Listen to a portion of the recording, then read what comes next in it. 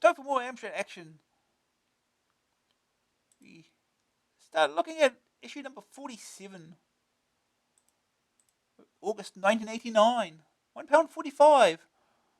Britain's biggest and best-selling magazine for the Amstrad CPC 464, 664, 6128. On trial, the Magnum light gun, charged with revolutionising the CPC game as we know it. AA delivers its verdict on page 42. How to write a bestseller. Pandora opens the box. Competition reviews, game tips, technical help, hacking, type-ins, buyer's guide, readers' letters, news, and more. I got this ad again. Get crucial, get gold.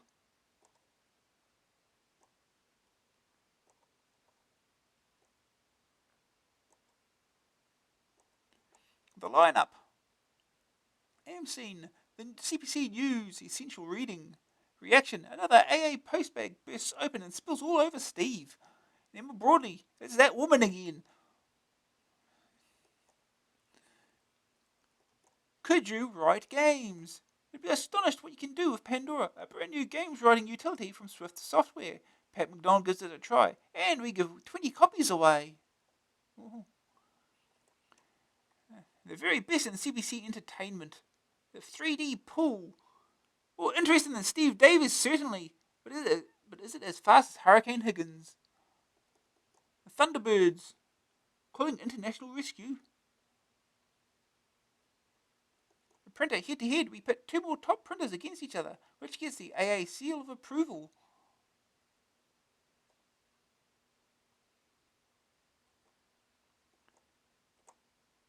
Magnum light gun, the most powerful light gun in the world. Exhibit A. And time scanner, tilting in your direction. Skate or die, the competition. Ooh, yeah, go for it. And other things an ancient lineup writer fondly and falsely imagines are with it phrases. In any case, pop pickers, now is your chance to win this hip, cool, trendy ice skating gear. Skateboard equipment we think you'll find. Write a bestseller. Cover feature this month on the serious side is Swift Software's games writing utility Pandora. See pages 16 and 17. It's something everyone who programs on the CPC will need to know about. The idea of a games writing utility that does rather more of the work, allowing you to put your brilliant games concept into operation, is infinitely appealing. Writing software is a hell of a difficult task, as anyone who's ever tried will know. It takes real genius, and genius after all is 99% perspiration and 1% inspiration. But the hardest part of writing a game, I would suggest, is not the coding itself, tricky, time-consuming, and perspiration-inducing though that it is. No, the really elusive part is the inspiration. For every 100 run-of-the-mill shoot-em-ups, vigilante punch-ups, simulators, and tie-ins, there's maybe 4 or 5 truly innovative ideas in there. So now, with your Pandora competition, see the review, is your chance. You don't even have to go to the trouble of writing the game. All you have to do is provide the spark of genius. 20 lucky winners will each receive a copy of Pandora, and the best ideas will be published. And who knows, maybe one of the big software houses who are always looking out for good games concepts may take you up on it. Ooh. Steve. He's a hero of the galaxy. Paint pots away. Skweek is here to save the day. Skweek rules okay. Skweek for president. If you ever wanted to paint the town red, well, now you can paint it pink instead. A fast-moving arcade game is a bundle of fun. Our hero Skweek keeps you on the run. Go through 99 levels, get that winning score. It'll drive you crazy, but you'll be back for more. A game that's a winner, without a doubt. Watch out, watch out. There's a Skweek about. US Gold and Lauriciel. Manufactured and distributed under license by US Gold Limited. Amstrad cassette and disc, Atari ST, IBM PC, Commodore Amiga, 1995. Oh. Yeah. Ignore the Spectrum and C64. They're unimportant, apparently, in France. Bad day for Black Box Brigade. Oh boy. The Multiface, a device owned by thousands of CPC users for breaking into games, is dead. This is the sad news as of August 1st, 1989, when the 1988 Patents, Design and Copyright Act comes into force. Established, amongst other things, to protect the software industry against professional pirates who make copies of software and sell them. The Act claims to define what you can and can't do with your software. Hard act to follow. Alex Goldscheider, boss of Romantic Robot, decided some time ago that he would stop selling the device on July 31st. At the moment, we're still seeking legal advice as to what our options are, he told AA.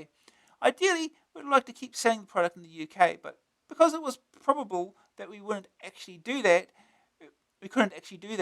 we ran several adverts to tell people that pretty soon it won't be available. It could be that we'll manufacture it here and sell it abroad, he went on. We've had differing legal opinions from barristers over just what we can and can't do. At the end of the day, though, we don't want to do anything illegal. We'll take the most honourable course of action. Economical with the truth. Goldscheider claims that the only complaints Romantic Robot have ever had came from Dave Marshall of Digital Integration. Back in AA38, there was a memorable bust-up between the two, both accusing the other of distorting facts and misleading the public.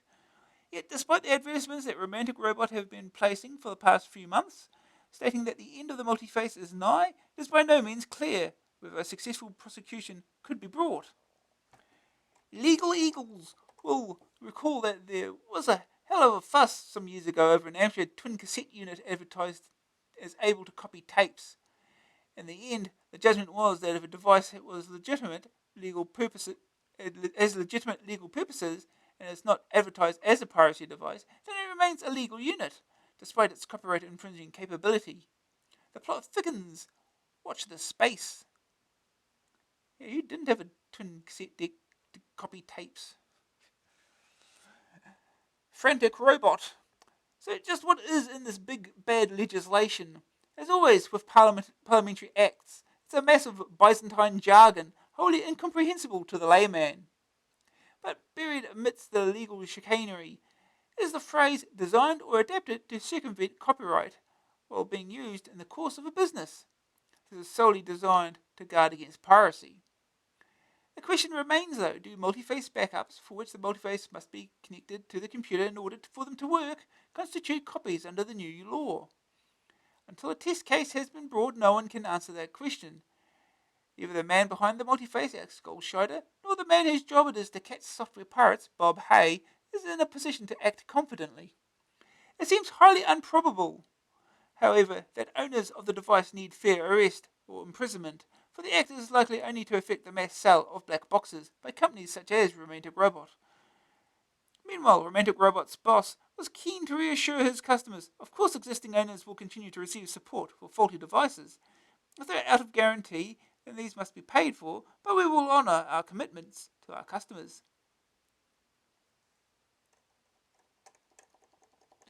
The Hunter and the Hunted. Bob Hay of the Federation Against Software Theft, FAST, is a man in two minds. The act that received its royal assent on 15th of November of last year is excellent news in that his job catching the pirates will be more clear-cut. On the other hand, he has a massive task on his hands. No one is expecting the pirates simply to shut up shop and turn to more legitimate ways of turning a buck, simply because there is now a law to stop them. Hay is cautious about the whole multiface issue. I've heard about it, he said. I also saw the advert saying that they were withdrawing it from the market. Now offhand, I can't say whether it's illegal under the new legislation or not, but I can describe the conditions for that sort of status. The key phrase, he went on, is specifically designed or adapted to infringe copyright. If a device falls within that, then as of August 1st, it is outside the law to make, sell, hire, import into the UK or use as part of a business any black box. The criminal code for that is section 107/1D, and the indictment carries a 2-year jail sentence plus an unlimited fine.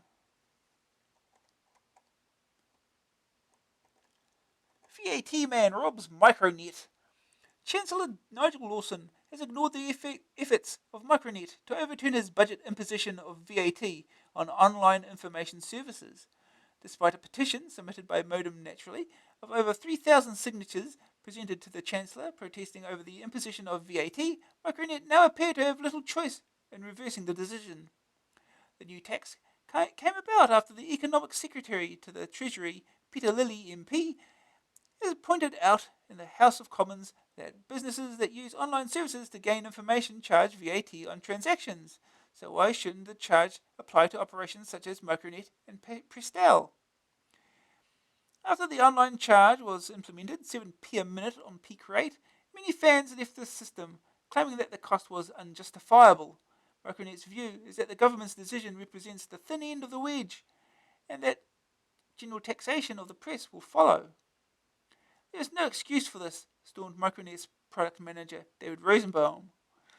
Either the government is preparing the ground for the general imposition of VAT on the press, or they have made a serious error. We're taking a stand because we don't believe that there should be a tax on information, and we don't believe there should be different rules for electronic media. One wonders whether Micronet would be so swollen with righteous indignation if paper publications were VAT rated and electronic ones not. Still, perhaps the blow will not be quite as damaging as Mr. Rosenbaum fears. Den of Sin. Cynthia Payne, celebrity, ex-prostitute and the party hostess to top them all, is now offering advice and solutions to personal problems via Micronet. Key 82855 for Madame Sin's boudoir. The cost of reading all these juicy details is 20p per problem and 15p for the reply. The replies take up several pages, and if Agony Aunt Payne is receiving cash for each of them, she should be on to a nice little earner. Perhaps she can give Dave Rosenbaum some advice on how to stop that nasty Chancellor running off with 15% of his takings. A Joy of Sin. Micronet revels in pain. Dire Mutant Alien Scum. Tecmo arcade shoot-em-up Gemini Wing is getting the Virgin Games treatment even at this very moment. It would appear that we the human race have grossly insulted the aliens of the galaxies with headlines in the someday spurt like Die Mutant Alien Scum. They are now winging their way across the vastness of space to teach us some respect and let gutter-pressed Junos know how it feels to have their livers sucked out with a straw. But they haven't counted on the famous Gemini Wing spacecraft. They think they're going to play Fry the Carbon Kids. Well, we're just waiting to get into some serious vertical shoot-em-up action. As everyone knows, we Homo saps are real good at that stuff. So we'll bring you a war report as soon as our Gemini fighter arrives from Virgin HQ. Indy hits the Grail Trail. Dr. Jones, the famous archaeologist, and his son Indy, named after the dog, not many people don't know that, are on the Grail Trail. The guy with the nice line in hats, jackets, and a kinky liking for whips has made his much heralded and highly profitable return. This time he has to face a multitude of nasty Nazis, but strangely enough, only one beguiling woman on his quest for the cup from which Christ drank at the Last Supper. The game is now nearing completion in the deepest, darkest dungeons of US Gold. Based on the movie Indiana Jones and the Last Crusade, the game is soon to hit the streets, whip and all. In order to get everything ready for a near-simultaneous release with the film, the Gold team have had access to the original script. But the Lucasfilm boys are so keen to stop script leaks that US Gold have been forbidden to say what happens in the game. The action-packed movie should be a very fertile ground for computer games, so things are looking good. As soon as the game is unleashed, AA will rush you the review. But until then, here's the theme tune as hummed by the team. Dum da dum dum da da da dum da dum dum da da da da. Sounds like Love Story to me, Ed.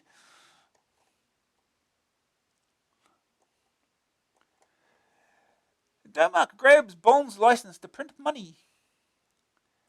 After years working on Her Majesty's Secret Service, 007 has turned in his badge and gone solo. Why? Why would anyone walk out on a well-paid job with good promotion prospects, nice staff canteen, and a decent pension if you live to collect it? Answer, revenge. Some dim-witted drug smugglers gone and crippled Jimmy's pal Felix. You remember the plot mechanism for close escapes, and on his wedding day too. License to Thrill. Now you can follow the vengeance trail and help JB right wrongs with the new License to Kill game from Denmark. Scheduled to hit the small screen as the film hits the big one. As with most film licenses, it takes key scenes from the movie and recreates the part for you to decide the outcome. And with James Bond as the source, the ground for game sequences is exceptionally fertile. The film features a series of literally explosive stunts, and the game ought to be chock full of more action than you can wave a dry, shaken but not stirred martini at. Your mission, Mr. Bond, is to track down Mr. Later's assailant. Thrill to the action as you swoop through cities in helicopters, swim in shark-infested water, and even steal a crop duster for one final action-packed, stomach-churning attempt to stop that nasty Sanchez. You can tell he's a baddie. He's ugly from reaching the border in freedom. Look at those very pages next month for the fullest CPC review of Domark's license.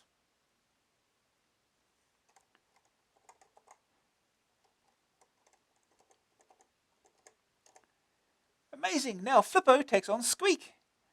There'll be tears no sooner has Skweek established a pink patch in the hearts of umpteen CPC owners than arch rival Flippo threatens to knock him off his perch, or toll as the case may be. Maze Mania from Houston will be with us before you can say, "Flip me." Hero Flippo has to negotiate his way around a maze of tubular bells, turning tiles as he goes. If he manages with the aid of power icons to escape the black holes, then a visit to the vegetable garden is next. Meet us there for the next thrilling installment of the QC Wars, and the next month's Twee action test for the under fives. Only kidding. If it's half as much fun as Skweek, it'll be worth playing. Emma Broady tells us she's hardly left the little fellow alone, much to his exhaustion. You cannot be serious. Not another sports simulation? Afraid so, yes. But at least it ain't one more in the constant stream of soccer sims. This time it's tennis, making an appearance on the centre play court, or CPC as it's known, in the form of the Imageworks full-price conversion of the Sega coin-op passing shot. The arcade features all the kinds of shots available to the player who knows what they actually do. Slice, lob, spin, smash, and that funny shot that shoots off in a completely unexpected direction and hits the umpire. You follow the players on the Grand Slam Tour, playing singles and doubles on clay and grass. To pep up the realism, all the usual crew are there. Ball boys, line and net judges, to help enforce the rules and give you someone to shout at. If this is real tennis, though, we are the 1 pound strawberries and furious thunderstorms. But why have Imageworks missed Wimbledon by such a margin? Were they aiming for an ace and serving a double fault? Are their jobs on the line? Will the boss kick up a racket? The answers to these and other the screenshots covering it, just as soon as we guess, however, hold your breath. Anyone for tennis? Yes, say Imageworks above and left 2 shots from the Sega coin-op CPC version soon. Yes, they'll give us arcade screenshots to keep us going, huh? AEM2 is here. Number 2 in the Amstrad Enthusiast magazine is out now, with the fattest and most packed issue they've ever done. Think about it. Send a mere 60p. Check to Neil Selwyn to AEM Highland, Coombe Keynes near Wareham, Dorset. Contributors, reviewers, and other budding genotypes are once again welcome, but don't expect huge fees. If you run a CPC fanzine, send us a copy immediately with all relevant details, and we'll do our level best to fit you into next month's special on the Amstrad fanzine scene.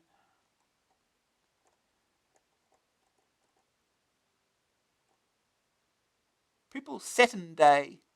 That's the wrong Saturn they're referring to there. Reaction. You read the best and the daftest letters in AA. Get your ear chewed off with Emma Broady speaking, the new cult game. It's great. Gives you a chance to shoot it down in flames. Broady does fly again on page 14 and features 2 in Sugarman over Leaf. Oh no. Another month has come around so soon.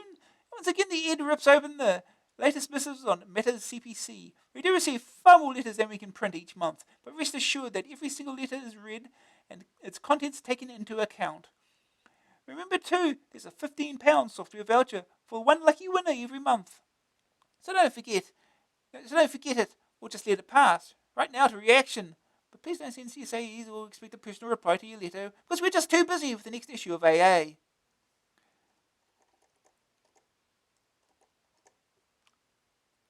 Subscribe and protest. Your mail order pages promise a great AA £20 subscription vouchers offer. Am I thick, or do I have to spend £200 over a year to get £20 in discounts? Now, I'm not that mean, and although I don't have a lot of money, I probably do spend £200 a year on software and hardware, but I don't see much of an offer when a lot of mail order houses can beat your prices anyway, vouchers or not. I was going to subscribe, but as far as I and a few friends are concerned, there's no incentive. At least when there were free games or a joystick on offer, you did feel like you got something for your subscription. Steve McClay, Wallasey, Merseyside. Please tell me what is the subscription rate for AA to Australia. Paul Peterson, Brisbane, Australia. To take Paul's inquiry first, the cost of subscription down under, and indeed by surface mail anywhere outside Europe, is £23.50. Ask at your bank for a sterling cheque made out to Future Publishing Limited and send it off with the order form. You'll find in the bank pages to every issue of our Somerton address. It's in the PS above. And we can quote for email rates for Australia or wherever if you write to us. But the postal charge is so horrendous we didn't publish the price. Jack Decker, whose letter is up next, must be a real fan. Your letter is a bit more tricky, Steve, and I'm afraid what it comes down to is we just can't please all the people all the time, however hard we try. We certainly do like to give people something extra for making the commitment of subscribing. The free gift that we used to offer was never entirely satisfactory, since not every potential subscriber was enticed by the prospect of a game. Besides, we were making large orders for these games, and deals had often to be clinched long before games actually appeared. As you all know, the finished product doesn't always arrive when promised. Same is true for any free gift we might offer. Joystick? No thanks, I've got one. Mini Office 2? Had it for 2 years already, and so on. Hence the offer of a £10 discount, 10% discount, which should, in theory, be equally attractive to everyone. And I must say, Steve, I'd challenge your assertion that our prices can always be beaten. To take a random example, I couldn't find anyone in last month's AA offering Stormlord any cheaper than we are. And when you send off your voucher, you actually be getting it for under £9 on disc. Finally, let's look at the actual price of your subscription to AA. Before the long overdue price rise, the subscription was costing £16.50. Which makes by my reckoning, a mere 137.5p per copy, including post-packing and delivery to your doormat. Excellent value. Now the AA costs £1.45, £17.95, or less than 150p per issue. 150p, that's £1.50. Don't tell the post office, but we're letting you have 19p worth of postage, not to mention packing, for just 5p. I would maintain that even without the extra 10% discount, you get off any mail order purchases you may make during the year at £17.95. There's never been a better time to subscribe to AA. Turn to the back pages of this issue for further details.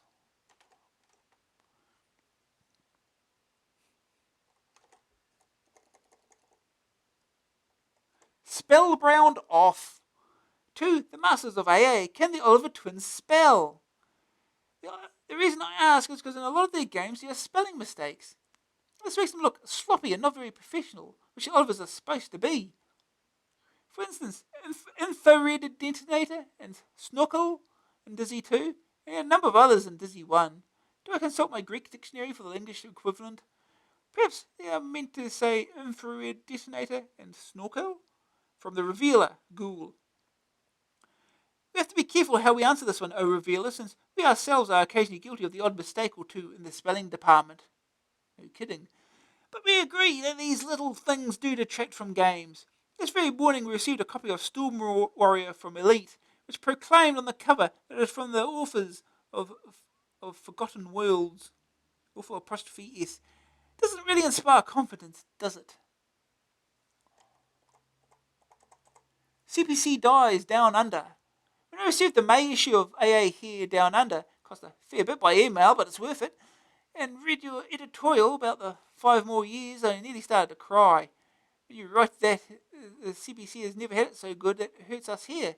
You see, the Arnolds are just about finished here thanks to Alan Sugar taking the dealership from Awa and signing up as Amstrad Australia. I'm a member of the Southside Amstrad Users Group, in Brisbane, and when Amstrad took over earlier in the year, and we saw the CPCs disappearing from the shops, we started to wonder what was going on. Amstrad are only pushing the PCs, and damn the people who made it possible for Amstrad to establish the base here in Australia. That the demand is not so strong as it used to be is quite normal. If you don't advertise and there's no software on the shelves, then you don't expect to sell your product. Our club has about 150 members, and there are another 4 clubs here in Brisbane alone. And there are many more clubs all over Australia. So it's not a case that the CBC is not supported by Arnold fans. Last week I went all over town and phoned all over the place trying to buy a program at Last Plus, but no luck. All that was available was some dusty old games. So Steve, maybe you understand why we were drooling when we read all the ads in AA. Maybe one day I might migrate to the old country when you do something about the weather. Well, that is it for now. I'll keep the work up with AA and so that it will keep us going and informed about Arnold. Don't tell us about sugar, we're not interested. Thanks for reading the letter. Jack Decker, Alberton, Australia. P.S. I don't think my next computer will be in Amstrad. I don't like firms who don't support their product. AA. This is nothing less than a disgrace, Jack. I quite understand why you should be so angry about it. Still, we'd be kidding ourselves if we really expected anything different, wouldn't we?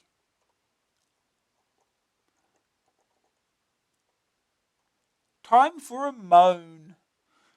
After 3 years of buying Amstrad Action, I think it's time to have a moan. Your magazine is better than the rest, because you don't bore people to death, except for boring bits like serious stuff, i.e. if you connect this bit to this bit, you make Amstrad into a microwave. Please print something everyone can understand, like adding speakers to your sound thingy. I'm a computer trainee, so I'm not a totally brain dead, but I bet a lot of people cannot be bothered to fiddle with long jobs. I can't. Also, talking about long jobs, how about making type-ins smaller? We must receive smaller ones. Cheat mode is probably the thing that sells AA, also reviews. So why don't you make your cheat mode bigger? Recently it's got a lot smaller. Also, if you get a poke for a game, why don't you print both tape and disc? It would make a lot of people happy. Also, if all magazines are going up, does this mean fewer trees are going to be chopped down for the paper? If not, is someone making a packet? Like British Telecom, I think. They make a hell of a profit, £200 million, but they still put up the bill. Sorry for moaning, maybe it's because I'm going to the dentist. Mark Watson, Dewsbury, West Yorkshire. Oh dear. If only our readers agreed on what sells AA. You reckon it's cheat mode and type-ins, Mark? But we get just as many letters asking us to scrap them as we do asking us to expand them. I can only conclude that in a magazine with so many different kinds of reader, and thank heavens for that, I say, all we can hope to do is satisfy as many of you as possible at one time. On the other hand, I do appreciate your letters, because if it's only a certain kind of reader writing in, asking us to drop action tests, say, then I'd have to start paying attention. Hope your visit to the dentist wasn't too painful an experience. Oh no. Leave us alone, will you? Just leave us alone. Last month, we were daft enough to offer £10 to the person who sent in the most game-intensive football report. Can you stop now, please? The football director of Rovers had just sacked Brian Clough because of his football fortunes and instead installed Kenny Dalglish as soccer manager. It was the match day. Eben Hughes, the international soccer commentator, had decided to rule the world by becoming the Armageddon Man, by becoming the tracksuit manager of Rotherham United and accepting the league challenge against Rovers, the triple champions. Roy of the Rovers kicked off by savaging the hotshot Gary Lineker, who had super skills. This is because his soccer boss ordered them to win by fair means or foul. Soon the match was caught in a catch-22. When Street Gang Soccer erupted and Peter Beardsley, the international soccer and rock star, also known as the human killing machine, outrun the gauntlet into the deep and played a 1-2-3 with the Robocop. Unfortunately, just as Rotherham were about to stop the chicken chase, Brian Clough decided to take Rogel's revenge on the football manager and landed his Starglider and embarked on a course at Star Wars, giving a command performance with the help of the in-crowd and the arcade muscle of the aliens. Edmund Hughes declared Operation Wolf and decided to repel the Vindicators with the help of Jack the Ripper. There was a revolution in the National Stadium which lasted until nearly everyone was killed until dead. The game was over, and the footballer of the year was the sole survivor. He had survived because he had been through a rigorous combat school which taught him army moves and that every second counts. The Stormlet had surpassed the 720 fire trap. Matthew Cooper, Leatherhead, Surrey. I suppose we've only got ourselves to blame, Matt, and suddenly I feel very, very tired. Excuse me if I just go and lie down in a darkened room for a while. A real classic. Red was Starglider reviewed. What did it get? J. Gordon, Blackheath, London. The excellent space game got the AA treatment in issue 17. It was quite deservedly master game. Even now, ex-Ed Bob Wade, who's a bit of a classic himself, still enjoys the odd game of Starglider, when he's not too busy counting his money, that is.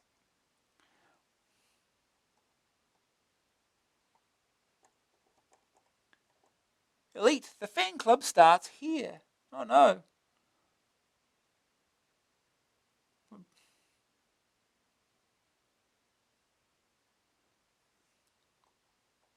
Getting help for Elite already. Oh, time for Sugar Man. The Amstrad Action officers. Broadly, your column's late. Where's our coffee? Wonder what's on TV. Click. Can't mean it, Scott. Yes, I want to divorce Charlene. You drank all my cans of 4X. We interrupt this episode of Nearby Residents for a news flash. A silicon-based life form from outer space is eating all CPCs in its path. This may be the end of civilization as we know it. This is a job for. Whiz. Super Broad. Oi, back to work, Broadly. You don't have time to save the world. Get lost, Kerry. A high street computer retail store. Bunch. Excellent choice, sir. Drop that CPC. Did you realise what a great machine it is for its price range? Rubbish. 6 and violence on computer games won't harm anyone. Yo, mama. And so Super Broad engages the alien in a stimulating discussion on the state of CPC computing until the army arrives and blows its head off. The world's safe. Hey, this is my cartoon. Why wasn't I in it? You'll be hearing from my lawyers. Broadly speaking, it's this time again. It's outrageous and bizarre as it is possible to get without being sued. We hope. Emma Broadly dons combat gear for another assault. I'm not a happy woman. No, indeed, not happy at all. It's all to do with the latest Spectrum sales promotion Amstrad have launched. Now, I'm not complaining about the fact that the Spectrum is getting a big boost up the bundle, though my own opinion is that the punters could do themselves a favour and opt for the CPC instead. What gets my goat, dear reader, is that in the infinite wisdom, Amstrad have left the CPC to its own devices. No special bundle and no advertising campaign in the autumn. I've heard too that Amstrad has ceased operations in Australia as far as the CPC is concerned. It's all the more remarkable then that the machine Amstrad launched more than 5 years ago should be doing so well. In the run-up to last Christmas, an advertising campaign was planned, so I'm told, only to be dropped when it was realised that the machine was doing surprisingly well without it. I don't know what you think, but that hardly sounds like sound commercial sense to me. If something was doing well, you don't just leave it to coast along very nicely, thank you. You push it for all it's worth. Amstrad appear to be doing nothing to promote the machine that launched them as a computer company. With that attitude, it's hardly surprising profits are tumbling. We're the people who first put serious money in Alan Sugar's pocket, and now he's got it. He's lost all the interest in us. It's not perhaps another altogether surprising, but what's really annoying is that it's so short-sighted. You'd think, with his business acumen, he would recognise that the machine can keep selling in such huge quantities for so long, must have something going for it. The biggest expenses in the business of creating and flogging a computer I'd have thought are in the development and tooling up stages. Once it's up and running, these costs must surely drop to almost nothing. Always eager to be of assistance, I hereby offer Amstrad this single 3-point plan. If they follow it, I'm certain they will then be able to watch the CPC's profits soar. Cut prices officially. Take £100 off the 6128. Advertise heavily. And last but not least, get the firmware manual back in print immediately. I'm no technical bod myself, but it does seem absolutely insane to me that the information so vital to serious CPC owners should be unobtainable. In fact, it's stupid. Still, at least we are getting the Magnum Virgin Mastertronic light gun, which is something. Be grateful for small Murphys, as the man said. I must be honest and admit that I haven't seen it yet. Steve tells me it has arrived. Yes, review on page 42, Ed. It may be too little too late, of course, but it's better than nothing at all. In fact, it's the best news we've had since Daytel burst into the scene and took over Ram Electronics' range of products. Whether the Magnum is a big success or not remains to be seen, though it seems odd to me to launch it in the middle of the long hot summer, fingers crossed, when keyboards are said to gather dust and games collections remain untouched for weeks on end. Mind you, I've never been too sure about that particular cliche, based as it is upon modest software sales. After all, if all the big games and advertising campaigns are aimed at Christmas, isn't it surprising that sales dip in the summer? That reminds me, I've been trying to decide whether all this games licensing is such a good idea. Ocean have been shipping Robocop for the skipload ever since Epiphany, and more recently there's been Run the Gauntlet and the impending arrival of License to Kill. Postman Pat, Gilbert the Alien. He's taken a rather while to get here, though. And Indiana Jones and the Last Crusade. Bet it isn't, by the way. Ooh. Then, of course, there are all the arcade licenses. By no means a cheap way of acquiring a title and concept for your latest project. On the one hand, it's undoubtedly fun to find yourself involved in your celluloid hero's adventures, and I'll accompany Indiana Jones, on any adventure. If you've seen the latest James Bond, you'll actually have a better idea of what's expected from you in the game, and I dare say the same will be true of Indy, though it hasn't got around to my local Odeon yet. On the other hand, isn't it true that vast amounts of money are spent on acquiring licenses in the first place? I know the rights to Robocop were acquired before the property, as these people rather unpleasantly refer to films in the making. It was anything more than a script. But apparently a top film license could cost in the hundreds of thousands, and when you're spending that kind of money, you can't afford to leave a game's success to chance. Oh dear me no, there's advertising, point of sales promotion, and 101 other things neither you nor I ever think of when we part with our brownie and a bluey for the latest Blockbuster and Smiths, Menzies, or Boots. So it isn't surprising if sometimes that isn't more than about threepence left in the kitty to spend on developing the game itself. Developing. It's not an S. Developing the game itself. And if your first, second, and lasting impression when you get the shiny box home and slide its contents into your drive is one of intense disappointment and bitterness. There is a solution, though. At least, in my opinion, there's a solution. Read the reviews carefully. Of course, the personal taste of Trenton, or whoever is evaluating the game, may differ from yours. It's fairly obvious that certain reviewers have preferences for particular kinds of game. Trenton, it seems to me, favours simulators and doesn't really go in much for shoot-em-ups. But you also need to ask yourself, if you're a sensible adult woman, for example, are you going to reach a plane of emotion much above complete indifference, playing a game based upon the notion that you're a violent vigilante upholding the law, blasting hundreds of bad guys into smithereens? And if, on the other hand, you're a 14-year-old young man, you are going to get all worked up over a game in which you attempt to save the Osprey. Amstrad Action. But I already said I disagreed with you. Well, that's over. Programming section. Ooh, open the box. So you can't write machine code? Suddenly, that's not a barrier it used to be. Pat McDonald takes the reps off a new package. Pandora, £24.95 tape, £29.95 disc, Swift software. Bored of basic, you sit there drumming your fingers on the disc and wishing the programs you spent half a lifetime perfecting didn't take the other half to run. Very sad. There must be many with this problem of programs that just don't get a look in because they're in BASIC. You could always write in machine code, some clever dick says. Ha, you reply, I'm not a mega galactic skull-drinking alien. And even if I was, then I still probably couldn't understand assembly language. What would be really good is if you could take all your basic games and convert them to machine code without messing about rewriting them. It probably wouldn't be that easy, but there's got to be a better way than pure binary gibberish. Yeah. How it works. What makes compiled programs faster than ordinary interpreted ones? One of the main reasons is that all the jumps to the various routines are pre-calculated. Take the command go to 1000. A compiled program already knows exactly where line 1000 is and can go there straight away. An interpreted program has to sit down and calculate where to go. An immense waste of time is a looping routine.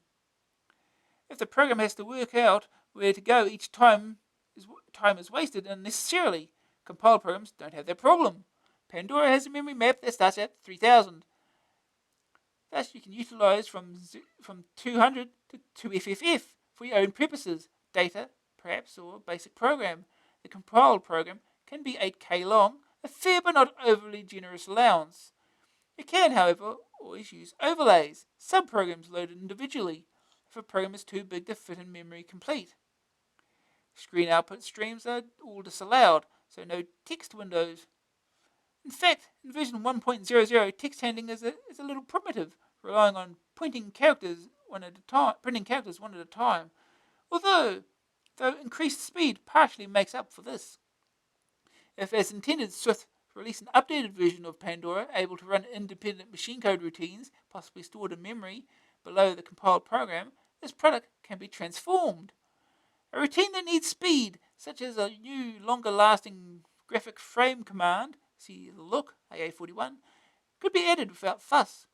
Extra text, disk, and sound handling could be added too. Perhaps a user club may be born to keep track of all the different patches, tweaks, and shortcuts, as happened with Incentive's graphic adventure creator. Attack of the Mutant Budgies? Okay. Entering programs is a cinch with a word processor.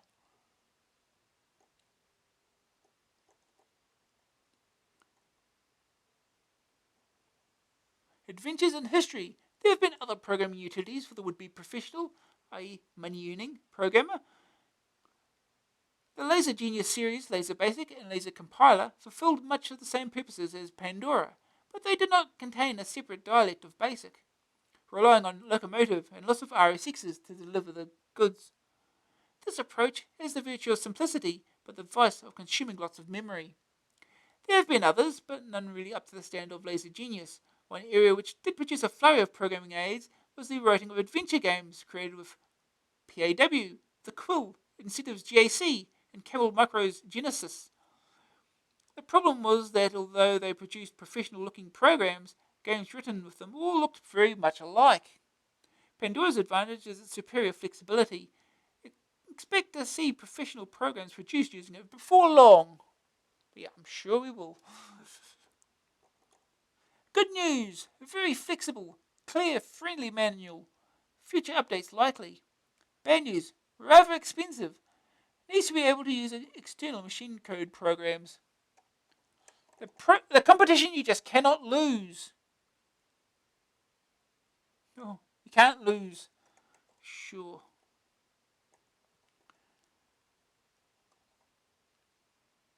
Oh, a first ever utility to transfer Go loaders to the disk.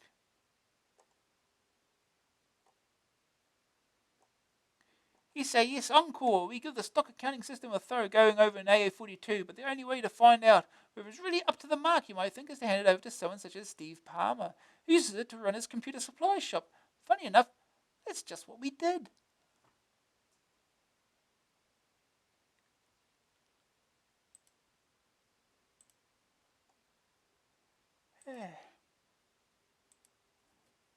Yeah, stock accounting system, $39.95, 128K disk only. Do you know a piece of software inside out? Would you like to share what you've learned? We aim to make Encore, the AA update, a regular section. Write an assessment like this one, and you can earn yourself £50 or more. Send us your Encore on a disc. We prefer ProText, but any word processor or ASCII file will do, and a printed copy to Encore. Helpline. Poke sends and maps. Send middle-sized SAE for a list. Anyone got a copy of the book on tape to sell? Oh. Over 100 pokes, tips, and mega maps for Martin Dillon. Nominated as #1 helpliner by Sarah Drummond of Ayr in Scotland. Well done, Martin. Keep up the good work. Oh. #1 helpliner. Oh.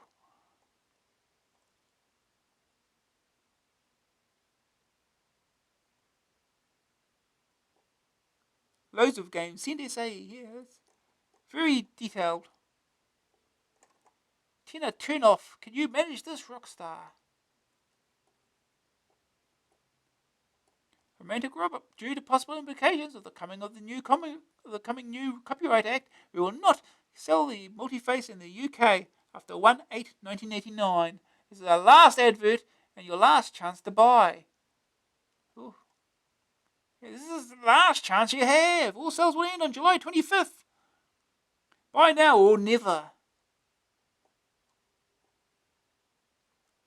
Is there life after the multi-face? Maybe, but not without one. 24 pin-ups. Thinking of upgrading to a 24-pin printer. Pat McDonald gets his paws on a pair. Seikosha SL80 AI. £299.99 plus VAT. For bigger buffer than the Star, the Seikosha has more themes. You can do more with it. Oh.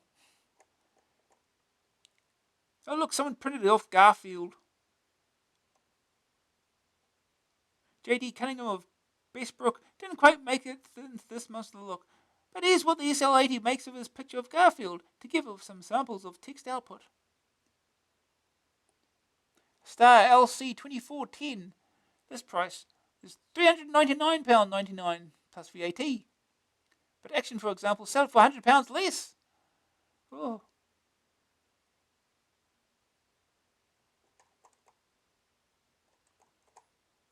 And there's another printout of Garfield. There's Star's attempt at Garfield and some sample text printouts. Very little in it. The verdict. So, which 24-pin printer should you buy? There's really nothing in it as far as print quality goes. It would take a very discerning eye, indeed, to tell the difference. The chief thing that distinguishes them is speed, with the Star performing about twice as fast as the SL80. The choice comes down to font usage. If you just want standard picker and delete, or don't mind designing fonts yourself, plump for the SL80. If, however, like me, you want a few special effects and an easy life, the Star is the better buy. The front panel display means that you don't have to fiddle with printer control codes, and the different fonts themselves should be sufficient for most needs. Oh. Prints charming. One day they said your colour prints will come. That day has arrived, as Pat McDonald reveals. Colour dump. R.J. Moss, 15 Hayworth Avenue, Romilly, Stockport. £9.50 disc, £7 if discs applied. All CPCs. The display of an Amstrad CPC is far superior in terms of colour and resolution to its 8-bit cousins. You need only turn as far as the look on page 36 to see examples of the impressive range of subtle depth, highlighting, and shade you can create on a picture. Yeah. So good news! Produces good effects on an ordinary printer, and even better ones on an LC10. Price is nice too. Bad news, small dumps only. More cost on ribbons and carbon paper. Fiddly to set up. The manual lists 12 steps. So, I don't think you quite grasp the idea. He's painted on printer. That's how it works. Pac-Man by David Knight and The Car by Marcus Jones came from last month's The Look. The printouts are clear and bright, though at anything up to 3 hours per composition, you better not be in a hurry. 3 hours? Ow.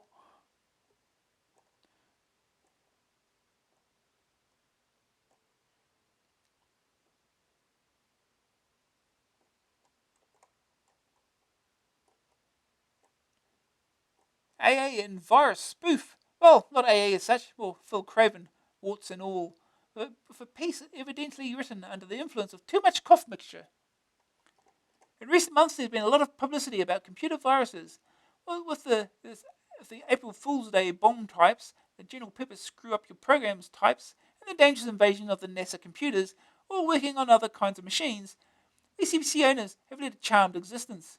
So far, none of these pesky little viruses have seen fit to infect Amstrad's finest. Until now, that is.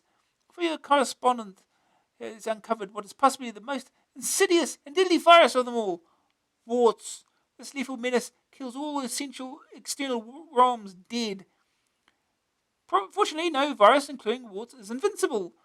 After much brainstorming, many sleepless nights, and the Ed's signature on a commissions contract, news to me, Ed, I can announce that a 12-month subscription to Amstrad Action works as the perfect antidote to warts. Seriously though, folks, since most external ROMs allocate an area of memory for their own use, some more than others, and reduce the free memory pool, some software is prevented from running when too many of them are attached, often the software checks the space available, and if there isn't enough, it comes back with a pesky turn some ROMs off type message.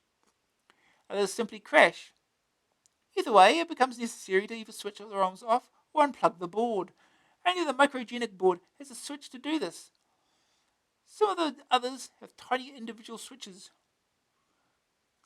for each ROM, which are not exactly easy to flick off, especially if the board is boxed, while the rest have no switches at all. Unplugging the board is just as inconvenient, hence warts, which is clearly a tortuous acronym for Wizzo All ROMs Toggle Switch. It allows you to turn off all external ROMs. However many boards are connected. Here you go. Just switch.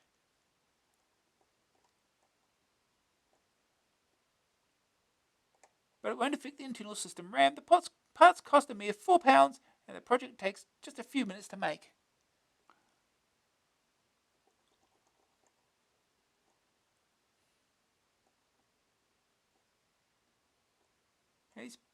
Pandora is out now.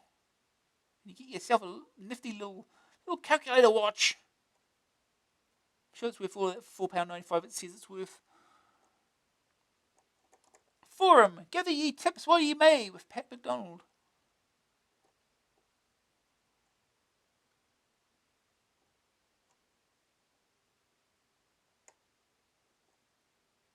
Amcharge, now the truth can be told. Now we get to find out what Amcharge is. You are confused about the Amcharge program at the end of WEC Le Mans? Here is your answer for you. The online service Minitel, it is French, something like your Prestel, offers users a chance to buy software over the telephone. You need a Minitel terminal, a cable, a CPC, and the Amcharge program. You dial Minitel and enter 3615 Amstrad. From here, you can get information, tips, etc. on the CPC. And also the chance to load up, play, and if you like, perhaps buy software. It's cheap too, I think. About £4 for Arkanoid 2, plus the online time. Pascal Brocat, Southampton. Thank you, Pascal, and also the others who explained what the mysterious program was from Forum AA46. For those who haven't heard of Minitel, it's a videotech system from Telecom France. And there are almost 5 million of them in homes and offices throughout their beautiful country. It's a pity that we don't get Minitel over here, though with the Channel Tunnel 1992 and all that, we may not have to wait too much longer. Indeed, I understand that K's International Teleservices, K's the home shopping catalogue people, has just been introduced to Belgium and is now being offered via Minitel in France. It would appear that all the European advances are being made on the other side of the water. Isn't it about time that we on this side grew up a bit? Whew.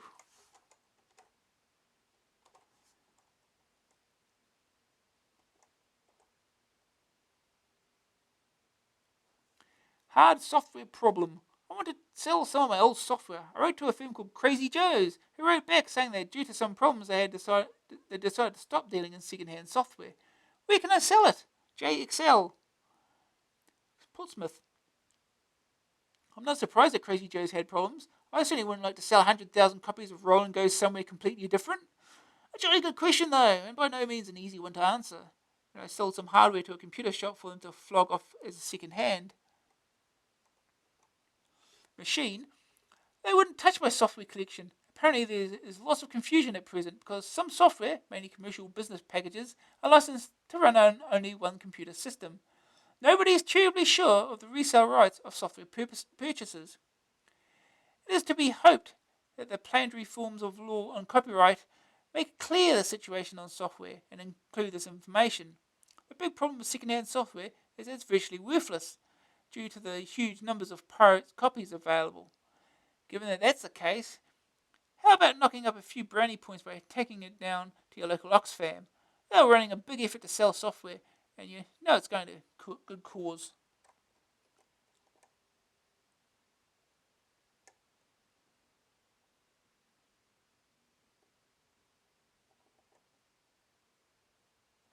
No pleasing all the people. Your typewriter checksum program seems to work very well, but I have one major moan to make about it. It's too accurate. If a line has an extra embedded space in it, then the checksum will be wrong. For instance, this line has an extra space. Yeah. The second line does not have an extra space, and the checksum is different. I don't want to sound too critical. It's a big help, but there are going to be lots of people driven mad by trying to find out what they're typing wrong. One more thing, can you please try and avoid using the character L1 in listings? And similarly easily mistaken characters? It's very hard work for us old codgers. A.A. Cooper, Lisbon. I take your point, but of course, the purpose of typewriter is to give people an indication of any typing errors. Listings don't have to be exactly the same as in the magazine to run. The idea is that if you get a dodgy line and the program doesn't work, then you'll know exactly where the problem is. As for the mistaken characters, we do ask people not to use them. Unfortunately, if they do, then it's more than a little time consuming to change them all, and then debug the program. I try only to include such programs if they have something special to offer. And eventually, they all mark spaces in the type-ins. Eventually.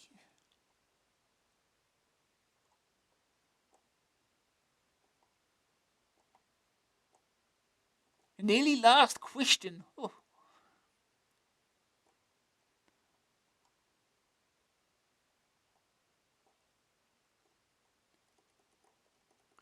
£40 if you're on our offer.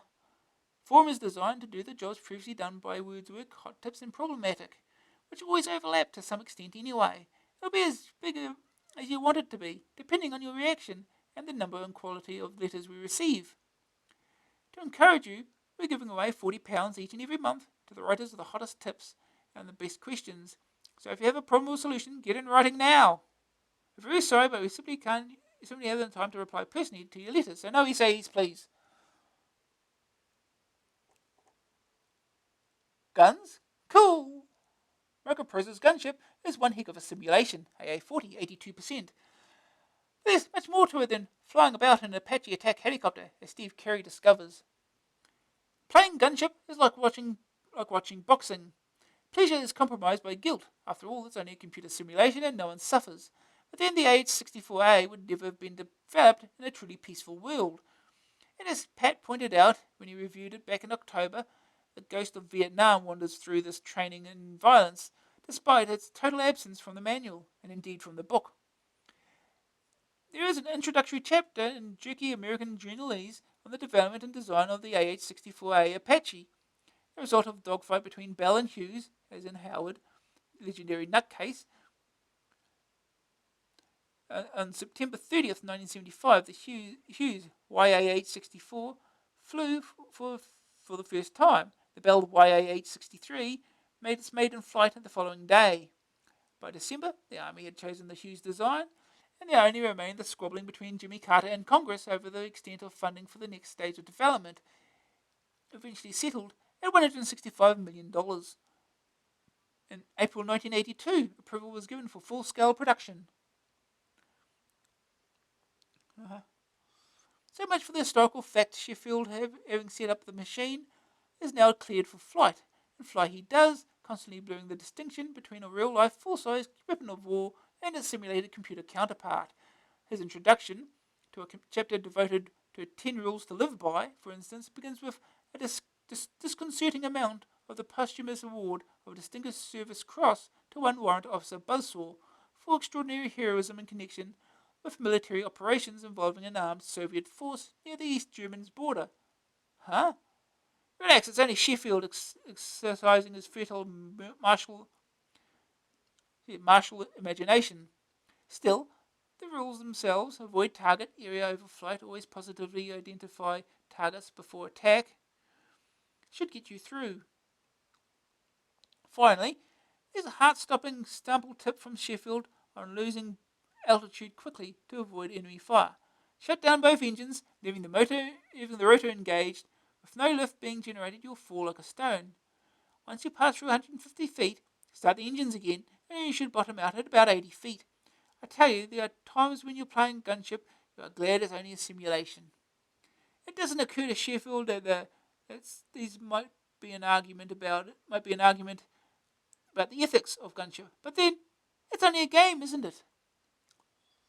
Gunship Academy Tips and Maneuvers for Attack Helicopter Simulations by Richard G. Sheffield, published by Compute, 1988. Ooh.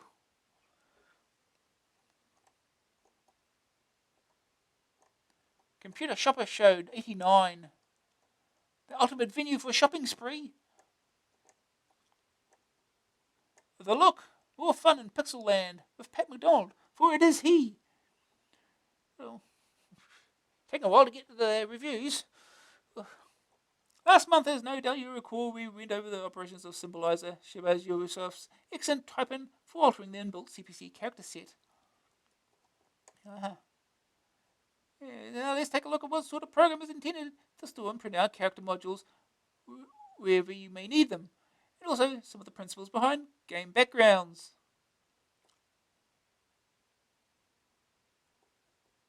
But what we want to look at is the artwork. And you can't even read that. It's a castle of some description.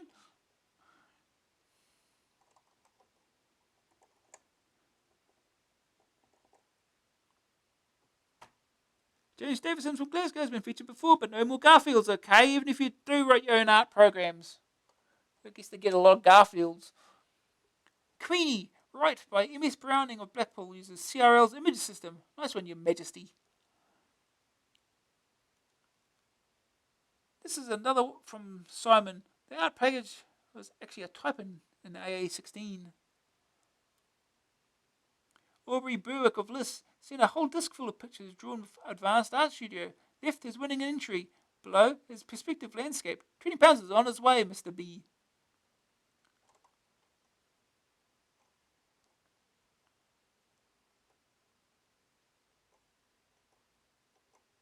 Action test. We're finally here. It's Trenton Webb time again, folks. This month's centre spread. Traditionally, the preserve of the Master game is occupied instead by the Virgin Mastertronic Magnum light gun. Will it transform games playing on the CPC?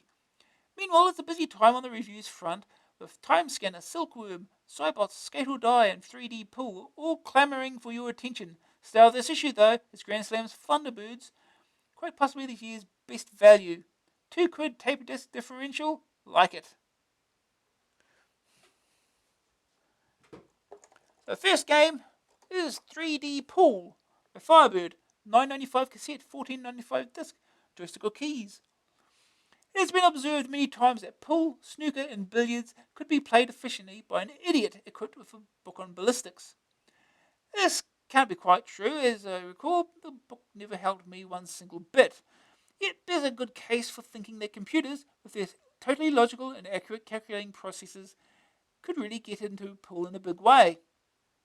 I can't see it myself. Can you imagine walking into a pool hall to be hustled by a plastic and steel Paul Newman android? Still, looking at 3D Pool, you could believe that one day machines will rule the green bays.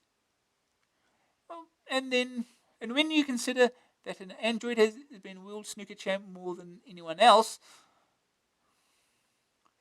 Firebird's 3D Pool, in which you compete against a variety of opponents, and finally European pool champion Maltese Joe himself, is just the latest in a whole series of snooker-style games that have been appearing since they became popular in the arcades around 1984.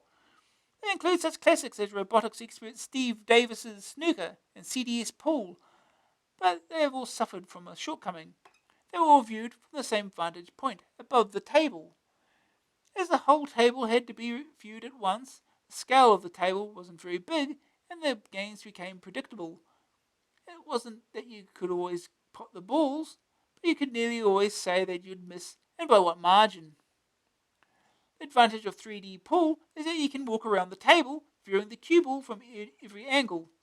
It can also strike at the bottom or top of the ball in order to induce spin. That's not so new, but when you do so, the table tilts and shows you the exact angle you're aiming at.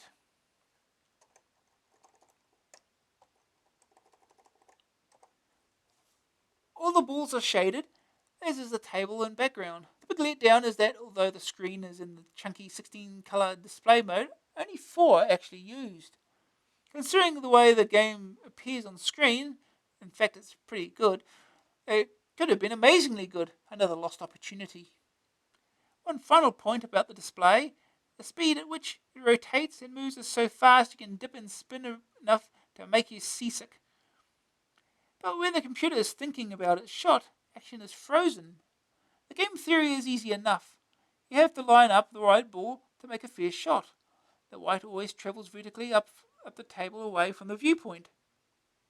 This means it is easy enough to judge angles when the cue ball and object ball are close, but much trickier when they are touching or fairly distant. Progression in the game is by the rules. The game is based around a tournament with various computer-controlled opponents. These range from No Hope Nick to Mighty Mike, and they've all got their own individual styles. There are a few differences from the real game. The human always breaks in the first and last frame, with the computer taking the middle one. When a foul stroke occurs, a free ball is automatically awarded to the other player. Most disturbing of all is that there are no cushions. The ball is simply bouncing back from the edge of the table. All of the computer opponents play extremely well. It's very disheartening to lose game after game, especially to the same player. I must have lost about 50 games to Mighty Mike alone. You soon understand, though, that although the different players have different styles, the only real change between them is that if you play an easy player, the pockets are larger. You start playing and you just can't stop. Eventually things can get serious with a demented gamester demanding the right to play various players and taking several hours to lose frames that should have taken a few minutes. My only objection to this hugely addictive game is its difficulty. It's not as devious a game as the real thing, but compared to your average shoot 'em up, there is no comparison. Give me lots of 3D pool, and I'll be happy. First day target score. Win a match, any match. Second opinion. It's agonizingly slow, agonizingly difficult, and still a game to return to, time after time. Green screen. No easier, but no hassle. Game for a break. The game offers a wide variety of options for serious addicts. There is the practice feature, which lets you get on with the serious job of potting balls. Then again, you might want to try some trick shots. These are very difficult to get right, but make for some great practice. Taking the same trick shot, with even a slight difference, causes a wide range of variation in how the table finally looks. The tournament itself is fairly easy to understand. It starts out with 8 players, who produce 4 winners, who produce 2 winners, who produce 1 overall winner, who then takes on Maltese Joe and loses. My own personal feeling on Maltese Joe's ability is that the reason you always start first is because he's so good, you can only beat him if you start first and have a perfect whitewashing break. Even Fast Eddie would struggle on this one. Ooh. The Great Orlando. On the starting screen of 3D Pool, you'll notice the name of the designer, Orlando of Aardvark Software, a legend in his own lunchtime. Orlando has been writing games since at least 1983, before the CPC was invented, and has won awards for game design and innovation. It's quite remarkable that such a big name should reappear on what is basically a strategy with action game. One of his earlier classics was called Frack, and although detailed to be converted to the Amstrad, it never, as far as I know, made it. That game involved a caveman who had to travel across a series of platforms. Oh wow, Ed. Knocking off monsters called Scrubblies for handheld yo-yo. Pardon, Ed. One, one, one supple flick of the wrist, and another brightly coloured, hairy nasty was sent screaming down the screen. It remains to be seen if more games are released by Orlando, if its current style is set rigidly. If it is, it won't be a bad thing, except for those who love caveman simulators. The verdict. Graphics 74%. Very good moving 3D graphics, but Mode 1 would offer better resolution. Sonics 8%. Two good sound effects. That's all. Grab factor 90%. Fabulously addictive. I'm still not cured. Staying power 69%. You can become skillful, but it takes a long time. A rating 80%. Definitely worth queuing for. Ooh. The computer gets lost in thought. Alright. Time to start playing. We finally start to get playing.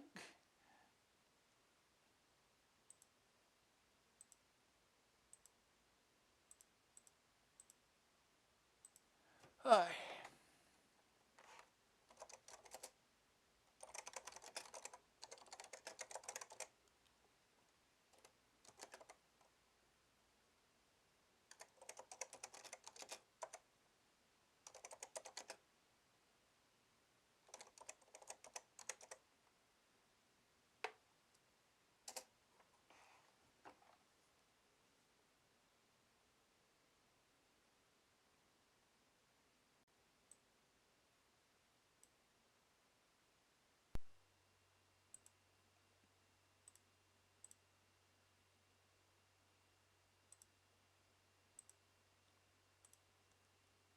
Okay.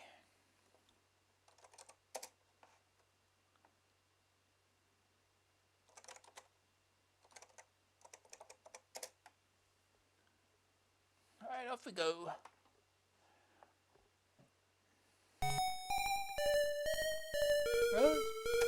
Crack throw.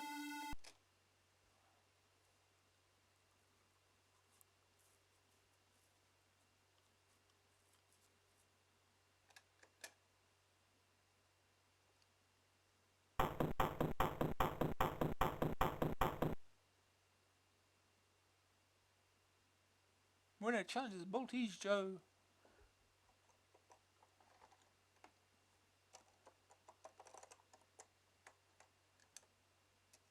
Maltese Joe's pool challenge. Input type, joystick, keyboard, okay. Match type. 2-player, demo mode, practice, trick play, tournament.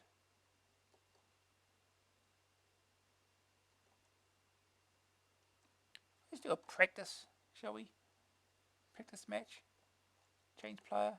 No good, Nick. Maybe we have a chance of winning. Let's try. Okay, so yeah, 3D.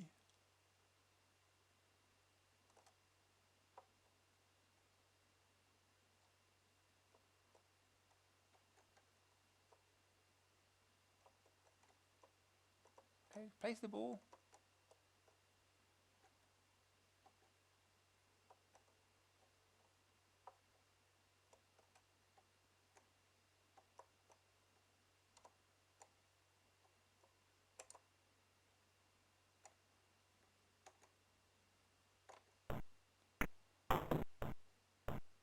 Okay, that seemed very realistic.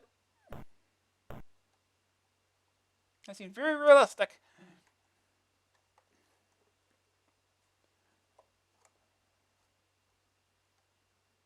Okay, red balls.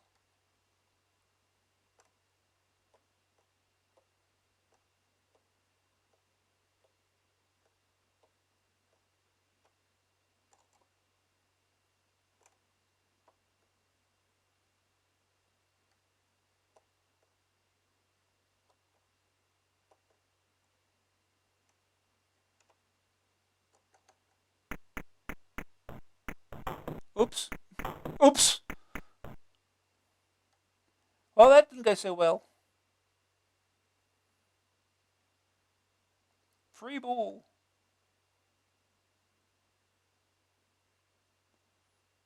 Yeah, I think.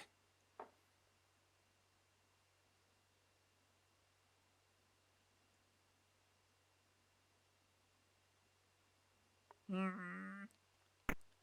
Oh, oh, oh, oh. Ah. Oh, gives another free ball. Got 2 free balls.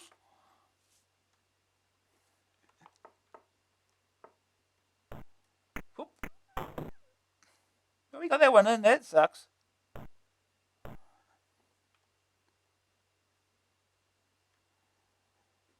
I'm not sure this is exactly Doomstall 3D, but it's faster than Freescape.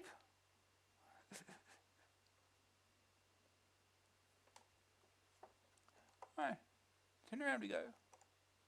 Oh, is he still going?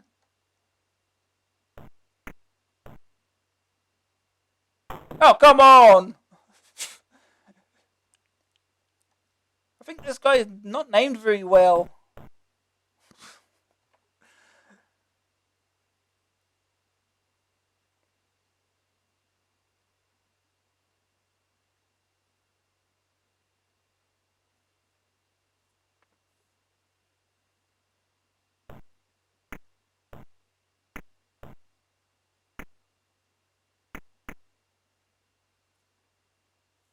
Oh boy.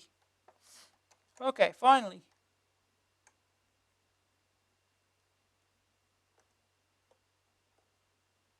Hmm.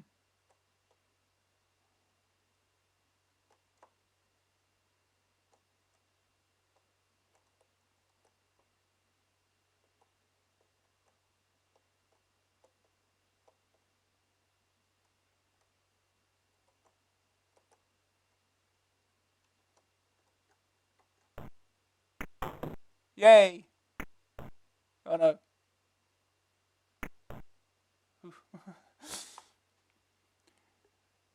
Because you rotate the camera. What 3D pool? Of course you have to rotate the camera. This is 1989.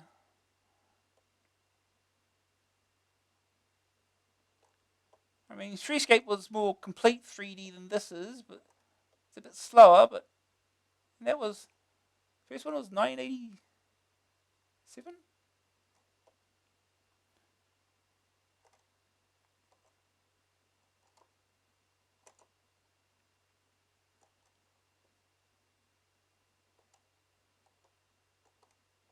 Can we just sneak this one in?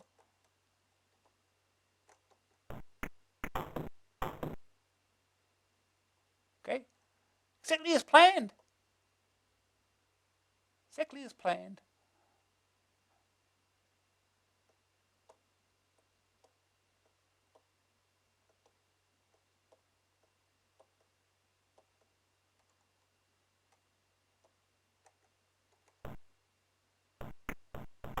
Oh, whoops.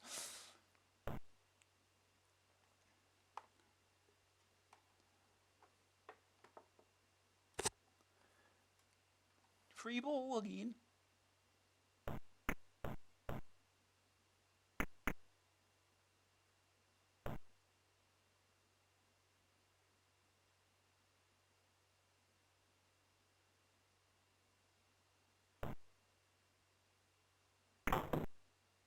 Well,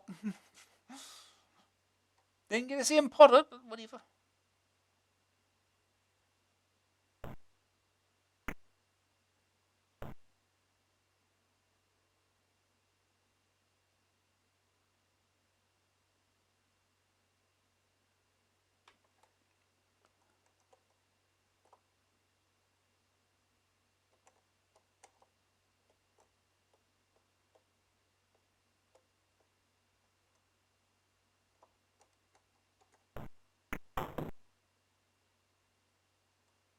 Where's the ball going?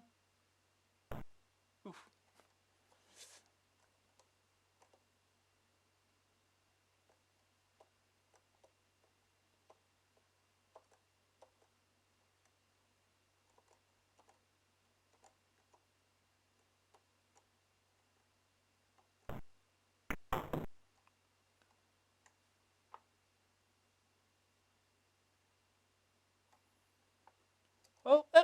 good placement there. I'm a little stuck here now. Go this end.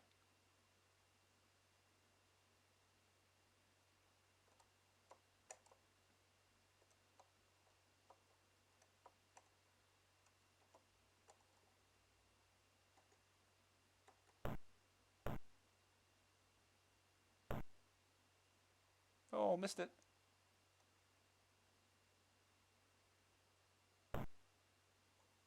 Well, guess that's that. Didn't have to think about that long. There you go. Hard luck, player one. Best to continue. Let's give it another try.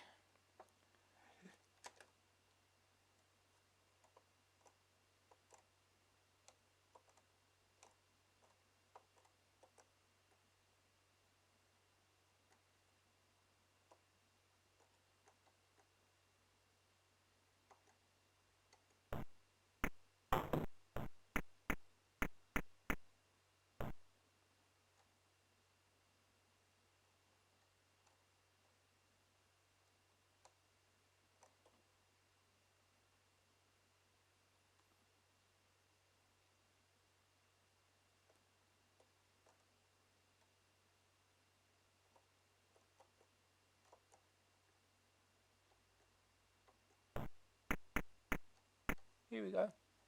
Have fun. Watch him put something from this. So this will be fun.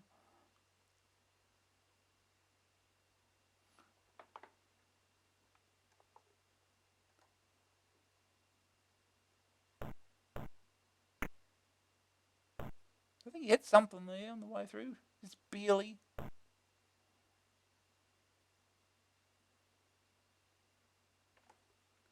He did. Right. Turn it around.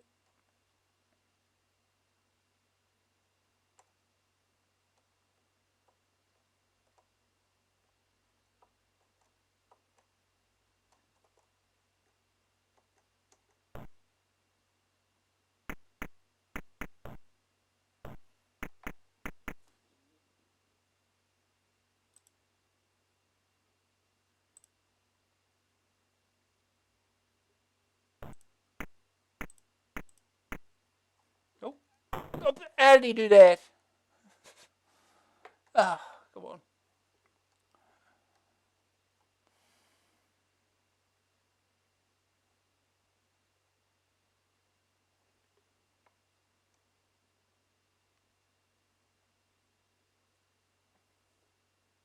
Still thinking.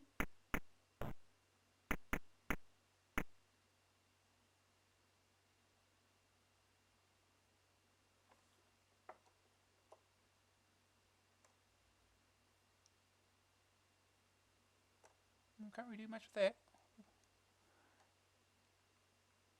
This might be doable though.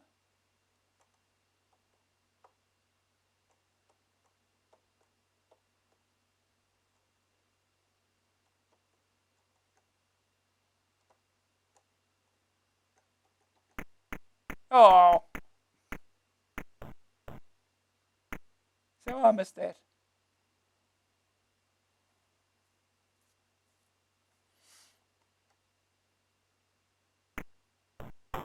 Oh, of course he got that. Oh, oh.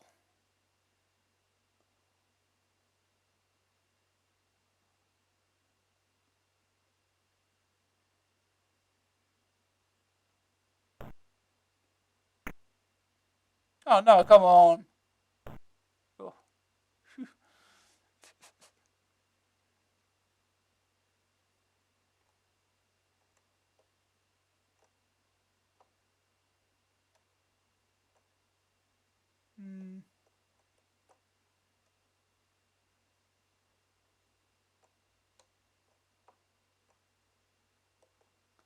Should this go completely wrong?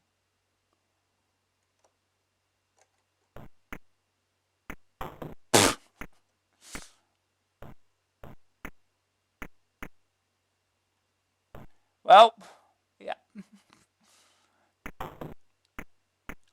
going completely wrong now. Are we going to get 2 and 1? Almost. Oh, because he got a shot right through them.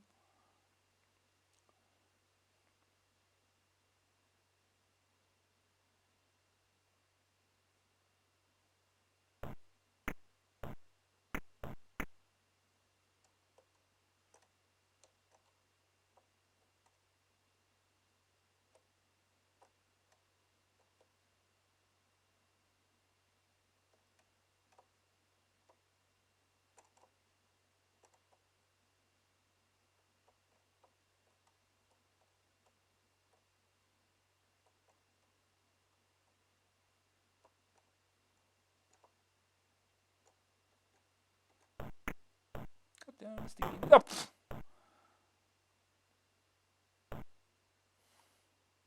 yeah. Well, shouldn't really get too fancy with these, really. Hey, you didn't have to shoot it like that, did you? I mean, really? Now what are you going to do?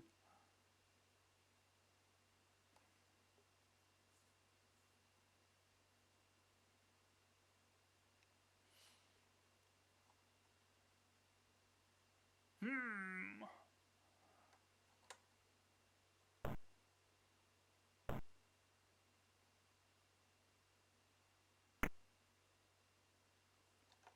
Well, you hit it. Okay.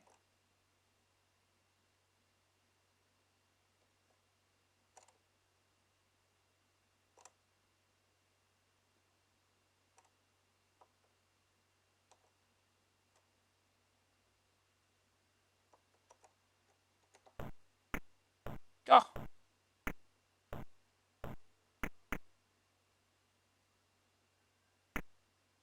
Well, I think I just lost now.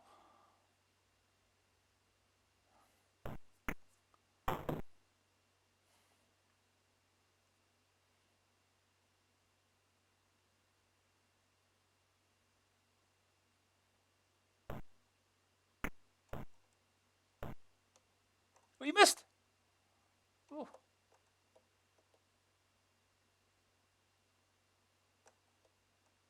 Okay, we have a chance.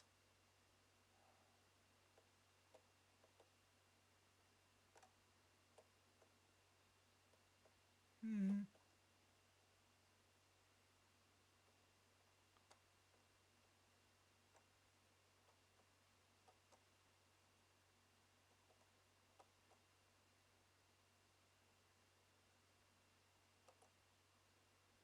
Not sure they'll get past. That would work.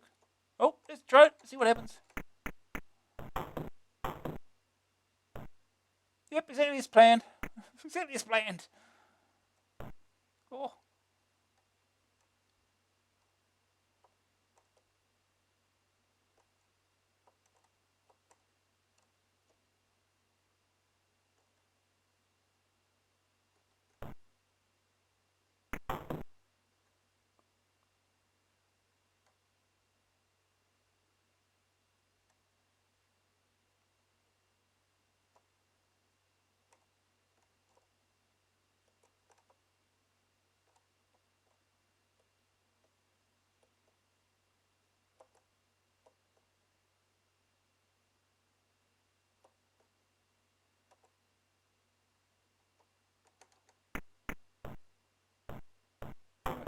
Okay, I'll take it.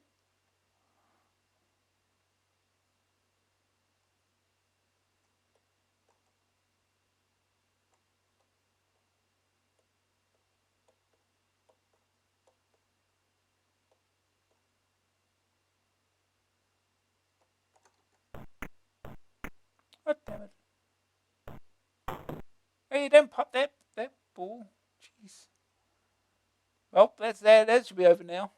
Hard luck, player one. Yep. So I suck at pool. Okay. We know that now. We can move on. Next game.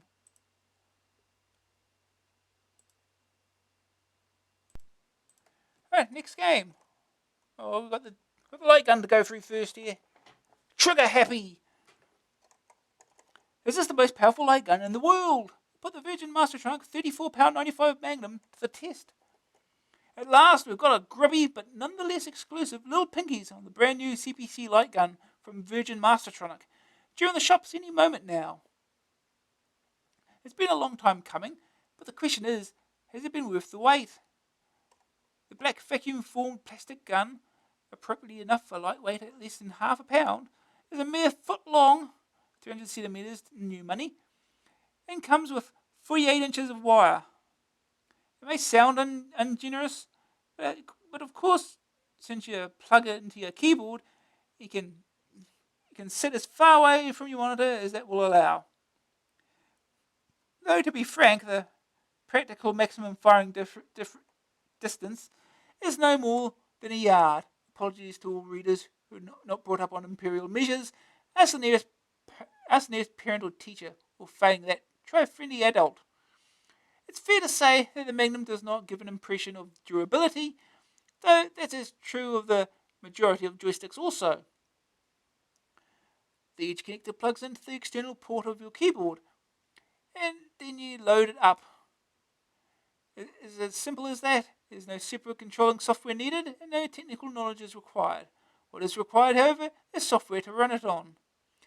As you'll appreciate, you can't simply start firing at your old copy of Operation Wolf, or whatever, and expect it to have any difference. That's why you can't buy the gun on its own. The 6 bundled games with it are Missile Ground Zero, Rookie, Solar Invasion, Robot Attack, Bullseye, and Operation Wolf. See the box, the score so far 5-1 on the right. Electric gimmickry.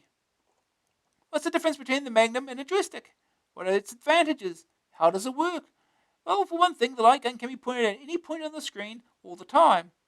Moving a joystick means that the aiming point, the point of animation, is to move through the intervening points. Under the flimsy casing of the Magnum, there's a fair bit of electronic gimmickry. At the front is a lens which focuses the light for the gun onto a light cell. The signal is cleaned somewhat and sent down to the CPC edge connector. There is no through connector. 464 owners won't be able to use the disc light gun software.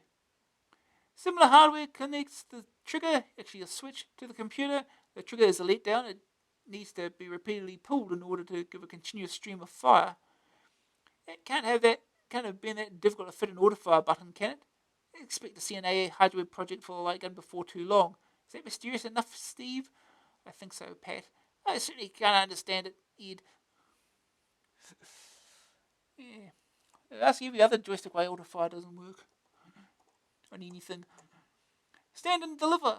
The message to the software houses who had pledged their support for the Magnum light gun must be stand and deliver. The gun, no matter how technically superb it may be, is worse than useless if there are no decent opportunities to snatch it out of your shoulder holster and get popping things. Only Bullseye and Operation Wolf managed to steer clear of the trap so common to new games hardware. And Bullseye is a dreadfully tame version of the dull Jim Magic Fine Great Super Bowen quiz game with darts. It's abundantly clear that the function of these games is purely and simply to justify the existence of the Magnum rather than to exploit its strengths. With the honourable exception of all they do is prove that your £35 was spent on something that actually works. The purpose of a light gun should be to enhance the game concept, not to be one. Instead of games being adapted merely because they can take advantage of the technology, programmers should be aware of its existence and use it accordingly. Instead of, hey, this clapped out old dog of a game could get a new lease of life if we adapt it for the light gun. Software project managers must take that line that, well, we've got a brilliant concept for a game here. We're even better if we can take advantage of what the light gun can do.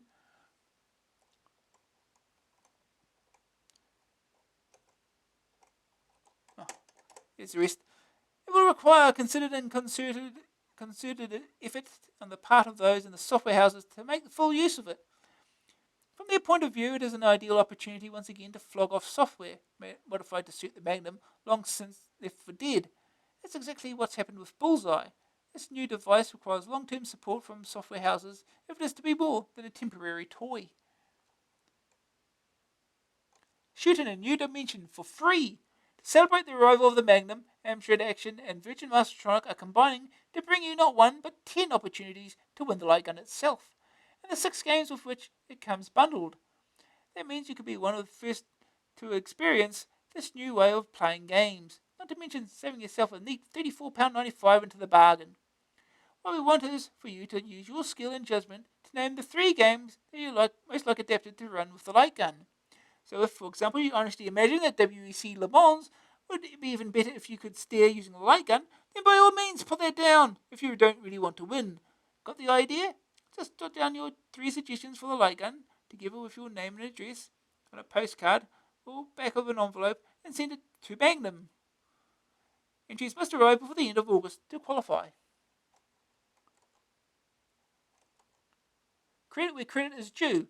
The credit for bringing the light gun into the world should go not to Amstrad, under whose name the Magnum is being sold, nor even to Virgin Mastertronic, who are marketing it, but to Trojan Developments, who designed, built, and manufactured the thing. Swansea-based Trojan developed the light gun for various machines, one each for the Commodore 64, the Amiga, and the Atari, and 3 for the various Spectrums. Incidentally, there are 2 Magnums for the CPCs, one for the 464 and one for the 6128. They then interested Amstrad in badging the gun and Virgin Mastertronic and marketing it. As far as the software is concerned, Trojan licenses the software driver out to whichever houses are interested, who then write it into any games they choose, pay a royalty for using it.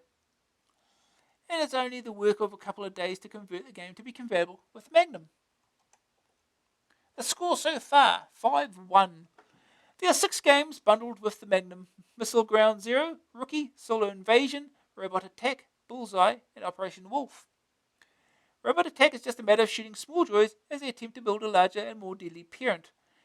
Here the gun performs as little more than a cork-firing air gun at a local fete, the robots becoming the plastic ducks everyone loves to waste. Fun for a few moments, but hardly the technological breakthrough we've been waiting for. Solar Invasion fits the bill as a standard asteroids game with every form of alien life floating briskly across the screen and into your gun sights. Again, it is little more than a tame demonstration of the light gun's function and falls well short of the required mark to be a game.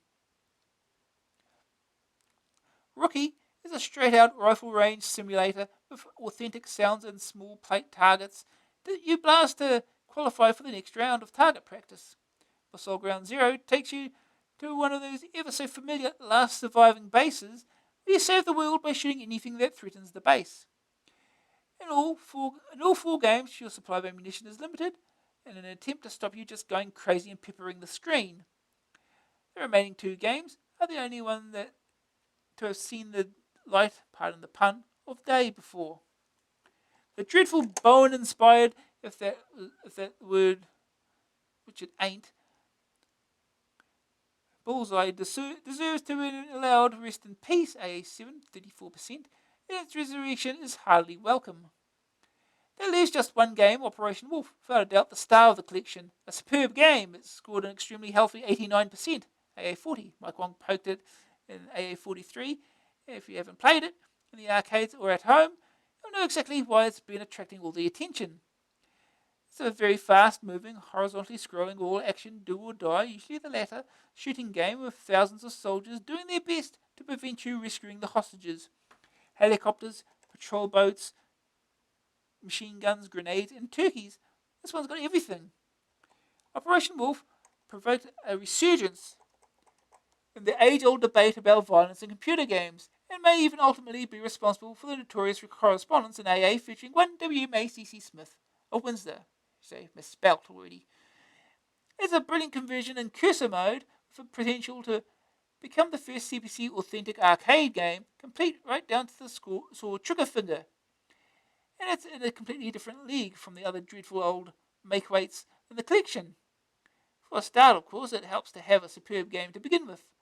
But more than that, the light gun brings back to the CPC version something that the arcade game had all along. There is, after all, something artificial about a joystick as a gun, since its origins are obviously as a steering device.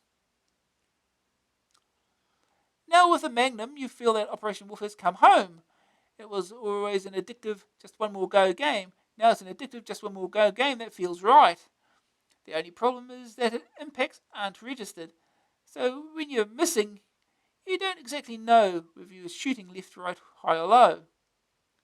Suffice to say, however, that Operation Wolf was up and loaded within 30 seconds of its arrival, after which the silence in the office was broken only by the ping of the game.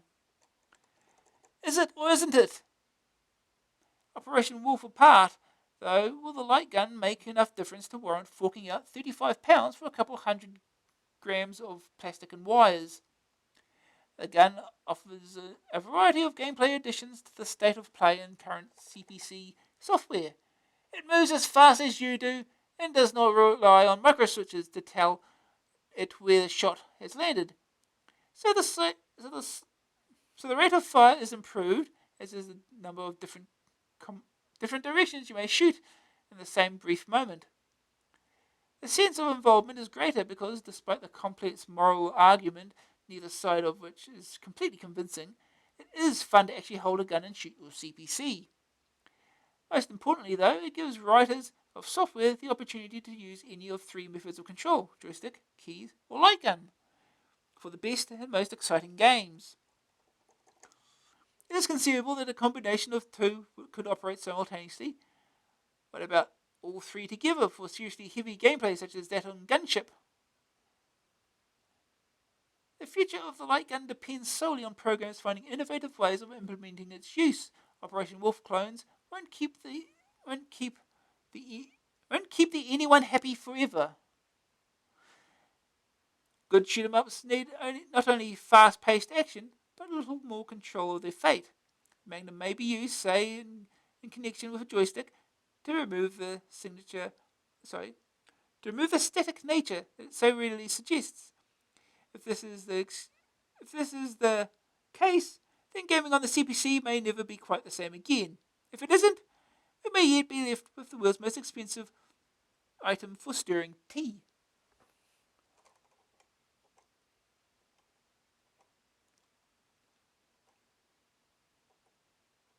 Okay, on to the next game, which is Skweek by US Gold. $9.99 cassette, $14.99 disc, joystick or keys. Everybody's conservation minded these days.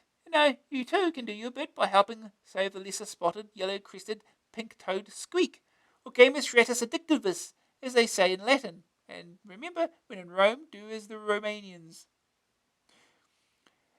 Skweek is a creature who needs to reclaim his environment, which has become polluted with horrible blue tiles. They must all be painted pink if the little rodent is to be able to pursue life, liberty, and the squeaking way. To make tiles change colour, all Skweek has to do is run over the top of them. Where does he keep his paintbrush? Naturally, things are never straightforward, and our furry friend is pursued by a whole host of strange and curious beasties. Everybody, it seems, wants a piece of yellow peril: ghosts, fireballs, purple people, eaters, even gun-toting octopuses. Green starfish demolish walls to reveal blue tiles just to make life difficult, while the purple gang occasionally start laying new blue tiles to add to the challenge. Skweek materialises, in a normal game, on a series of increasingly tough levels. The first one you visit, more of a warm-up than anything else, has no tricks or traps apart from large holes in the floor. Don't let this lure you into a false sense of security, though. It's real dangerous out there for a young Skweek who's not used to the turf. Floors decay. Manholes allow monsters to pop up and get you in self-destruct squares. Blow up all the tiles in the immediate area, leaving Skweek stranded in mid-air, making like Jerry the Mouse, scrambling for solid ground. Or, on the plus side, for serious Skweekists, are the multitude of goodies to collect and keep. Laser fire, turbo speed, baby Skweek bonus lives, ice cream, and the Teds, the single greatest gift ever to the Skweeklanders. It's not that they've never grown up, nor that they need something to snuggle up with at night. But collect 4 teddy bears and you get 5 extra lives. Skweek himself is a small ball of fur in a sea of blue. His 4-way movement suiting the right-angled tile world in which he lives. You see him scurrying around, painting his heart out, when a beastie glides onto the screen. Like Pac-Man, each creature has a particular style of attack. The onion-shaped boys are the worst, endlessly jumping around the place as if they'd drunk too much coffee, and as fast as Skweek with the turbos on full blast. Octopus's fire rebounding shots that seem to track Skweek even when he tries to hide. It's outrageous! Why can't these monsters act like normal people and stand on chairs when mice-like animals enter the room? In normal game mode, you meet new dangers at the rate of 2 or 3 a level as you progress. In random mode, you can find the Mouseketeer Skweek transported to any level from the pushovers up to levels where you don't even know how to start. In the more ridiculously tough settings, self-destruct power tiles actually trap you in a corner as your path disintegrates around you, scrambling for floor or just plain dead. Other tiles you come face to face with, arrow tiles that drag you along a long and winding path only to deposit you into a hole, or into a slippery, slidey tiles that quite defeat any kind of direction. Once on these, it's a case of trusting to luck and hoping that great Skweek in the sky is smiling, a rare event indeed. The whole look of the game, with cutesy characters, seems directed at the lower end of the age range, yet anyone of any age will immediately be seduced by Skweek's subtle charms. Simply because it's fun and quite different. There is only one question that must be answered. Why doesn't the little geezer actually ever make a noise, let alone a squeak? Still, I suppose a game called Butte wouldn't do too well, would it? First their target score. Two sets of TEDs in succession. French Connection. Skweek is the first fruits of a new US Gold Louisielle tie-up. And the French Connection goes some way to explaining the cute spelling of the title. It's just the first of an expected 10 games coming across the channel over the next year, and it is certainly about time that we are granted access to Galaxy software, which has a reputation for being well crafted and sophisticated, and while Skweek can claim to be the one, it can hardly be called the other. Second opinion. You'd have thought the Codemasters had the furry cuddly bunch all covered up with Dizzy. But you'd be wrong. Skweek is daft but great fun. Try it. Green screen. Impossible, since the game is based on colours. Not recommended. The verdict. Graphics 84%. Pretty in pink. Tough luck if you don't like the colour. Invisible in green. Sonic's 82%. A jolly happy tune. You'll grow to loathe. Grab factor 92%. Instant addiction. Staying power 72%. Trillions of levels. I think it's 99 levels. Some areas are simply unplayable. A rating 82%. Enjoyable entertainment that could become an obsession. Dizzy, look out!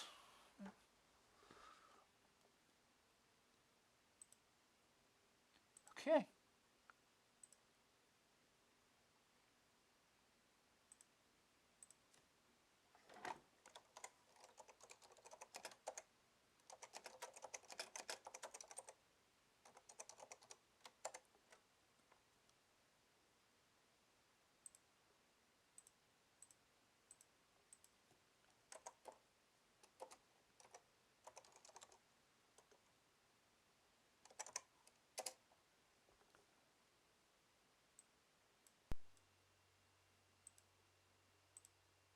Alright. Time for Skweek.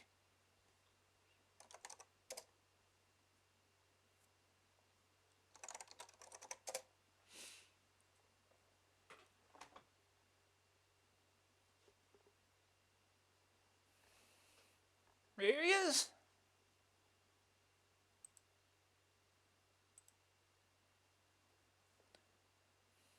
Authors S. Dukas, L. Aditi. Music MW. I assume that's Michelle Winogradov. He often does music for Louisielle. Conversion. Y. Ada Mayotic.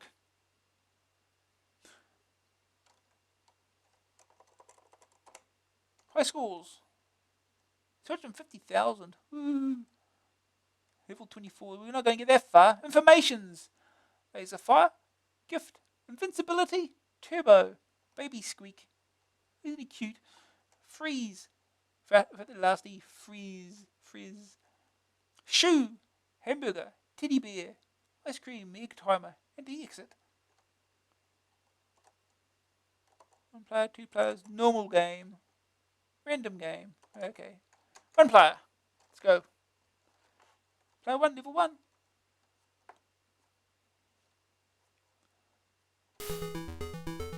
Hooray! Color tiles.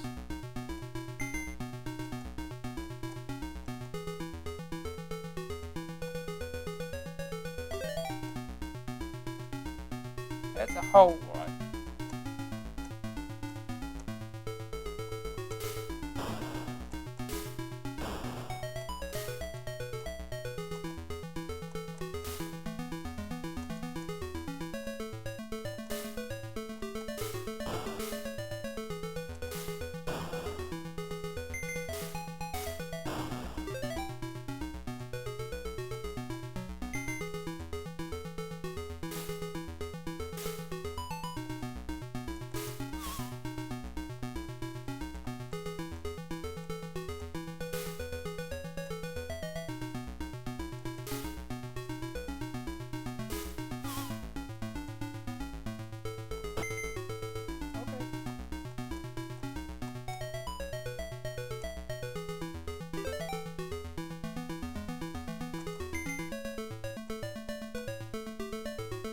Let's sort of go against the... Go slowly against the arrows.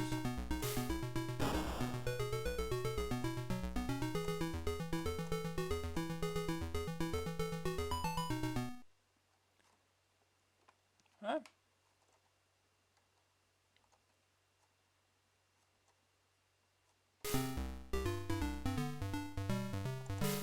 Oh, can't shoot the fire.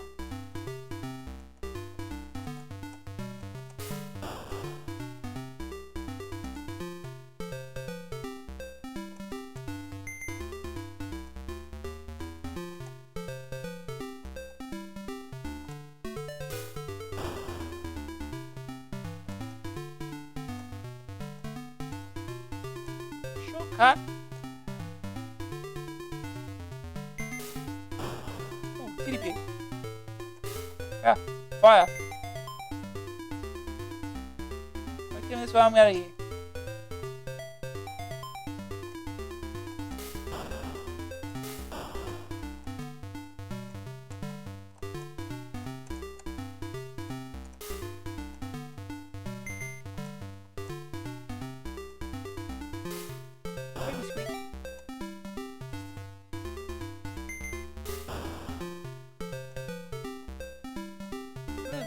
TV.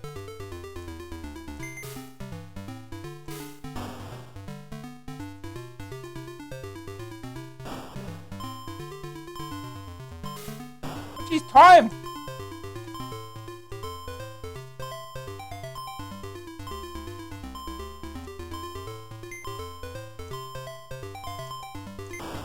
Time ran out. Time looks a little rough.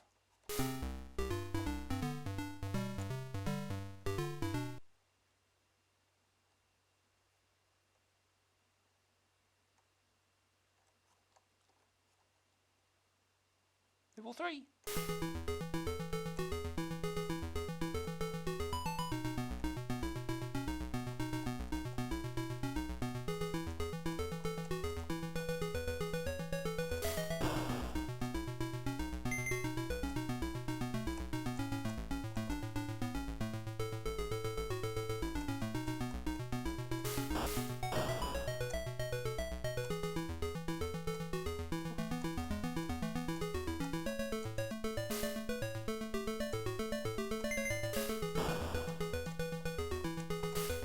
He's fast.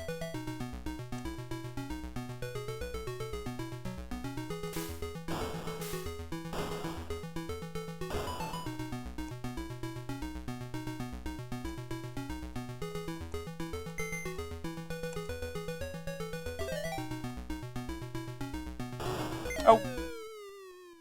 Oops.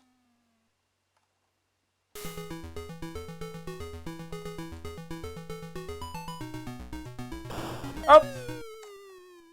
Problem with flick screens.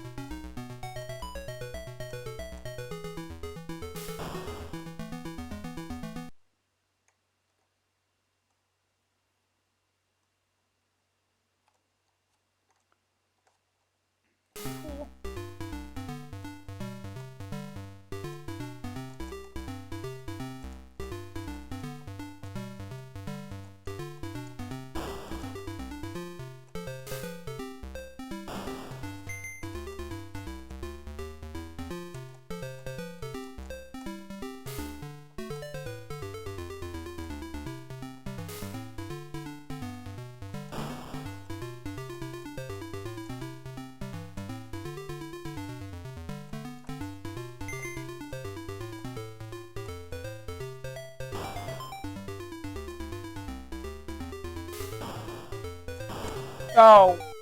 I was supposed to get that.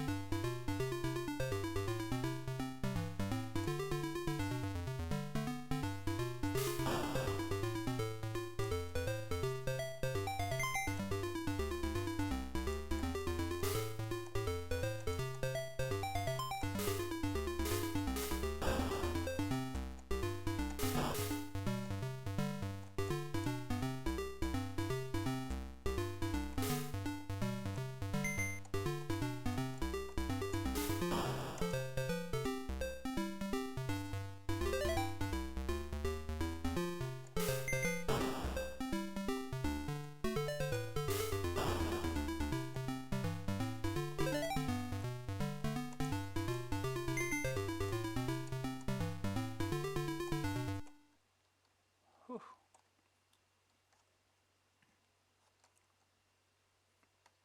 Stage 5.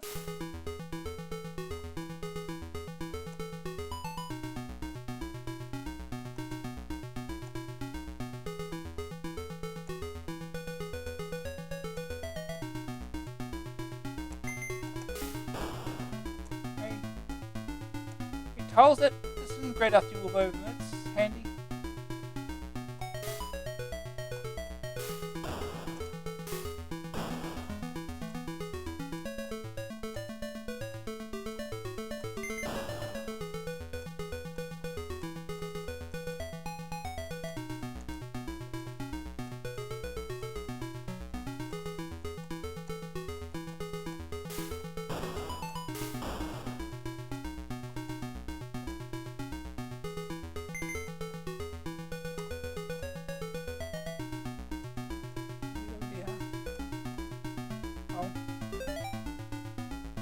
Oh, you're over there now, huh?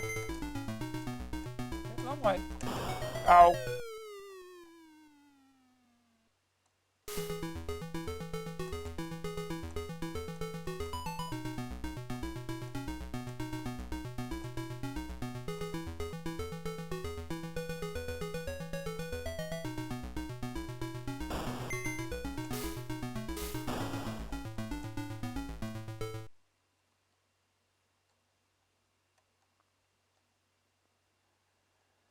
Whew.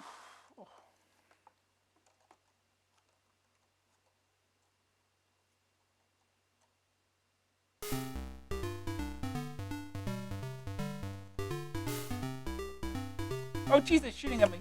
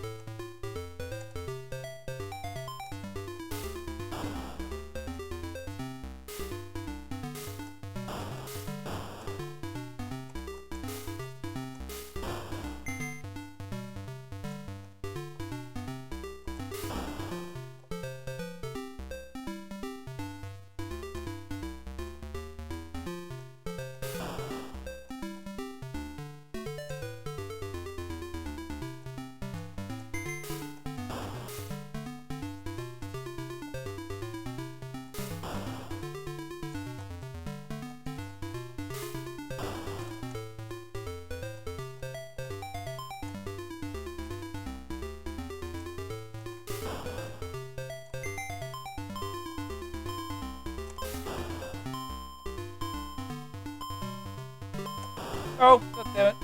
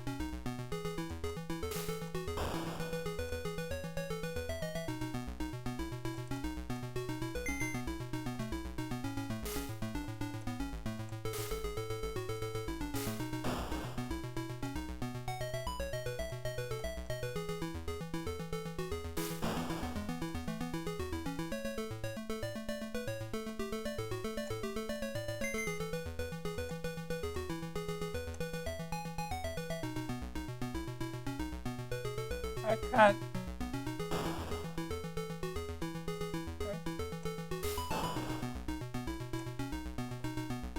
You can telefrag them then, that's handy.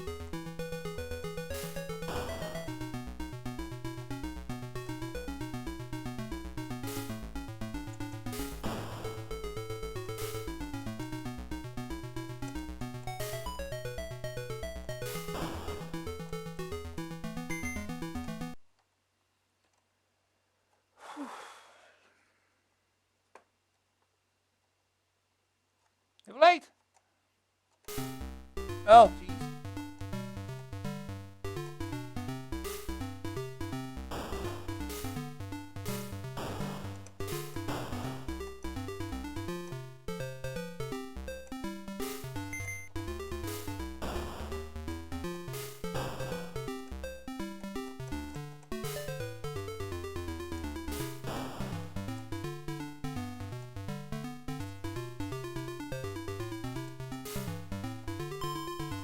Oh, jeez, time!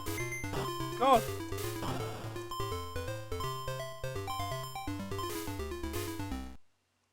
Whew. Tight time limit on that one.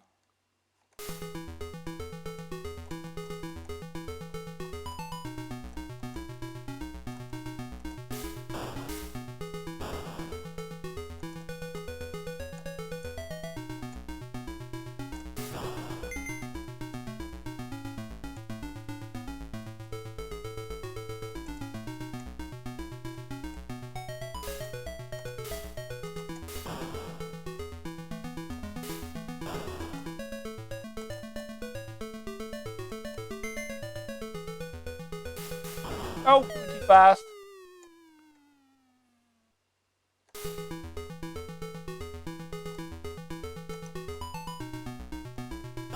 Oh, that was a mistake.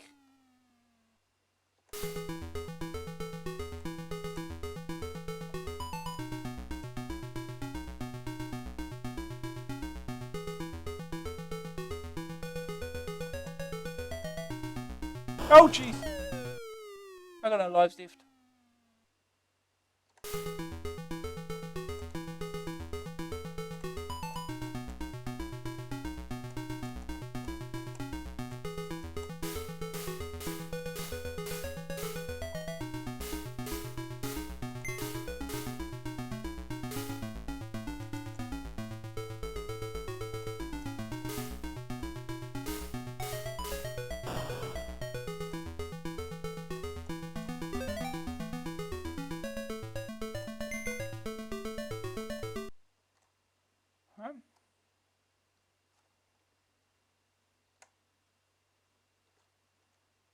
Level 10.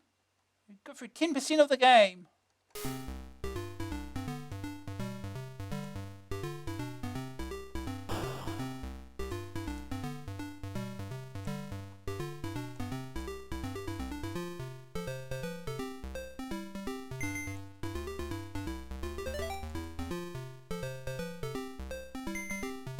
There's a baby Skweek somewhere. Up. Here it is. Extra life.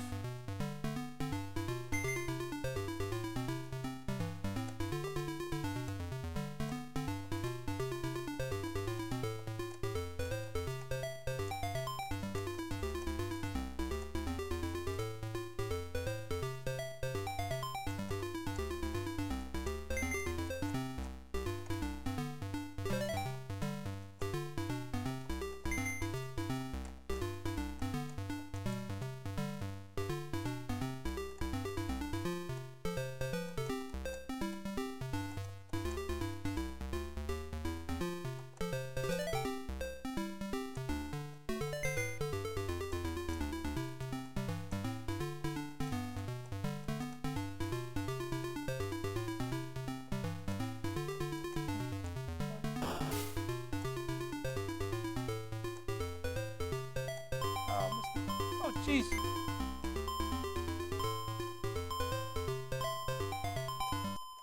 Whew. Level 11.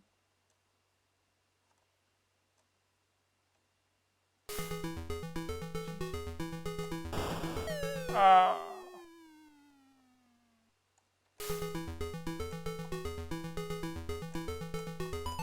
Oh, give me room. Jeez.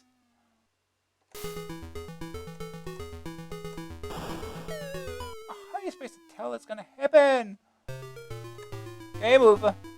That stage was rude. Oh, you use joystick.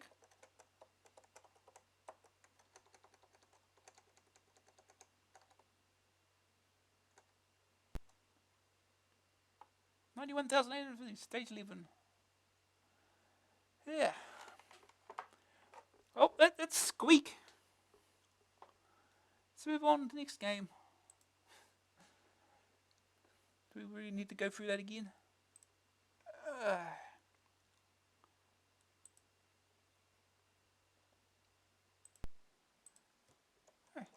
Next game is Time Scanner by Activision. $9.99 cassette, $14.99 disc. Keys only. Could you cope with a magical mystery tour of pyramids, ruins, alien desert landscapes, even time itself, and play pinball at the same time? With Time Scanner on your CPC, it's just a walk in the park. There's 4 different tables, 2 screens high, await you in your very own arcade. Now, pinball on a computer sounds a bit lame.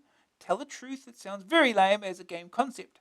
Surely pinball died a natural death years ago when Space Invaders burst onto the scene.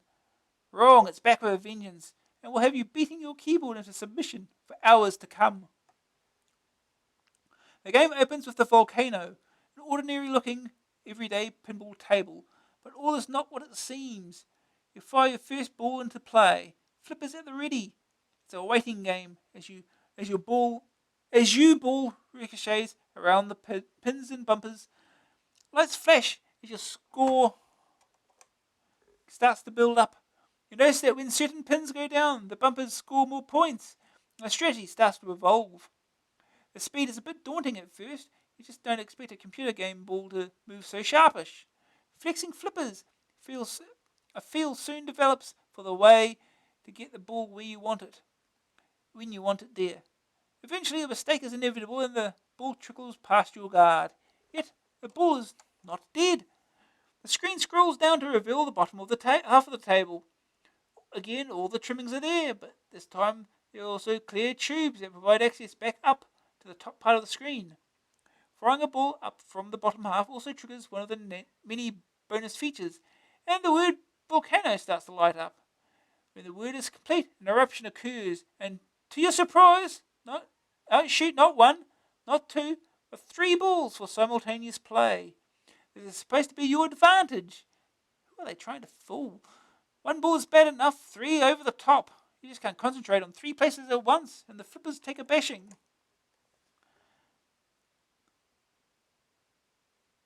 As you desperately try to keep every ball in play. Other such tasks must be completed, apart from notching up a gargantuan score, before you can shoot for the time tunnel and get transported to the next table. Sakara is next, a deserted, desolate table with fewer pins and more traps. Shooting the ball back up to the top of the table here is nigh on impossible. Well, keeping it up there in the first place is even more troublesome. After Sakara comes the ruins table, possibly the best, and here things really start to get out of hand. One feature starts to collect your balls and display them in the lower section. This just looks showy until the extra ball feature lights up. Suddenly, all your collected spheres smash their glass casing, and once again, there are multiple balls shooting around in play. Survive this, baby, and if your nerves are not too shot or fingers too sore, it's special level time. The final level of Time Scanner features a breakout-style game, so as well as scoring boodles of points, you've now got to wipe out blocks as well. This once and for all kills any idea that pinball is a simple game, for in Time Scanner technique and feel in the way you play are everything. Understanding of how the ball rolls and bounces is vital to employ the tilt feature to full effect. Yep, you're right. The game is designed to incorporate a simulation of thumps desperately administered to the real tables to stop the ball going out of play. Press the right key at the right time, and the whole screen shakes as you tilt the table to encourage a tiny motion that will save the day. Time Scanner is a simple concept, laced with an unexpected level of complex game strategy. The goals soon become clear, while achieving them requires the deftest of touches. The situation is made even more fun with the cranked up pace and myriad methods of scoring. It won't take much time to see all the levels, but that's not the point. With pinball, it's scoring more points than anyone else ever in the history of history itself that matters. Let's roll. First day target score, 200,000 points. Flipper Eck. Time Scanner lays the table. Oh. Second opinion. This game has no right to be so good. I mean, pinball? Come on, you guys. Yet Time Scanner has that elusive something that drags you back for more, just when you've decided to switch off. Trent's got the high score, 1,208,400 at last count, but I'm only a couple of 100,000 behind. He's just beaten his own record. Excuse me, I'll catch you later. Green screen. No hassle.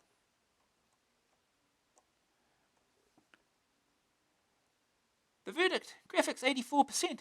Smooth, fast balls. Big playing area. Be sure half the screen is taken up by UI. Sonic's 89%. Authentic effects. Built-in atmosphere. Grab factor 86%. Instant addiction. Impressive audio visuals. Staying power 84%. The real challenge is to get to the top of the high score table, like real pinball. Are 4 tables enough? AA rating 83%. Great game for veterans and novices alike. What?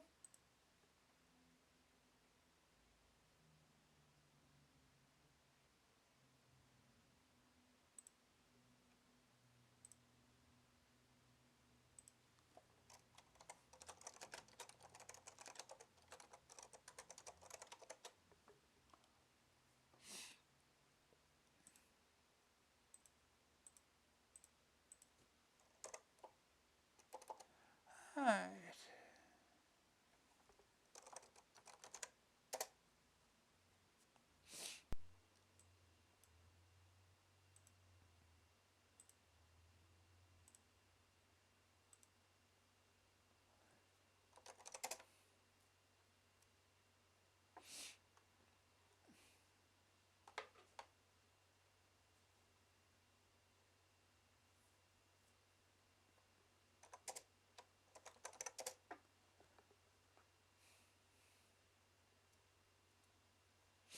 Time Scanner is now loading. Please wait. Programmed by Spidersoft. Loading Volcano. Press Enter to start. You've got to remember what the keys are.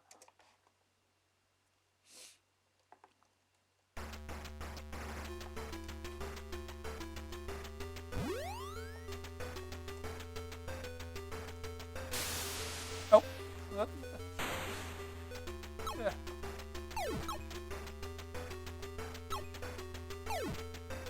Oh, here we go. He's the V.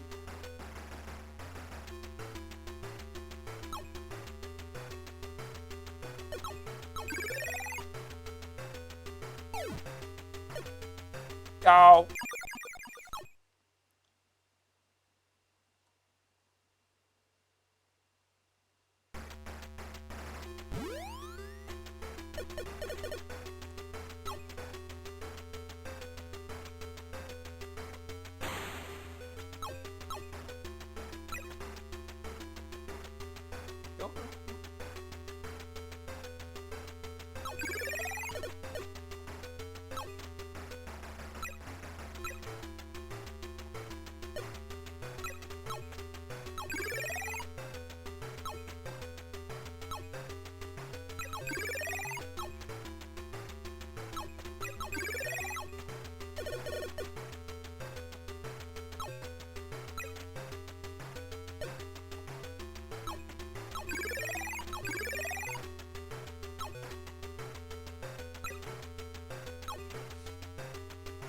Oh.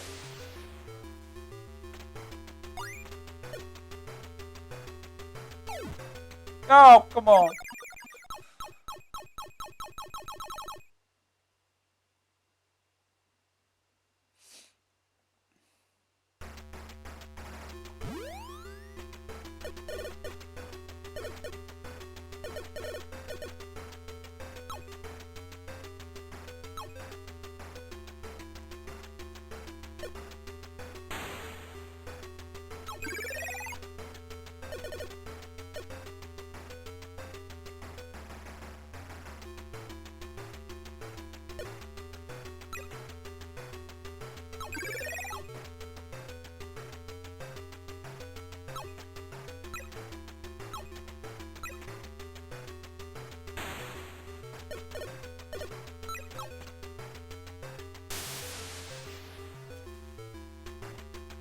Oh, come on.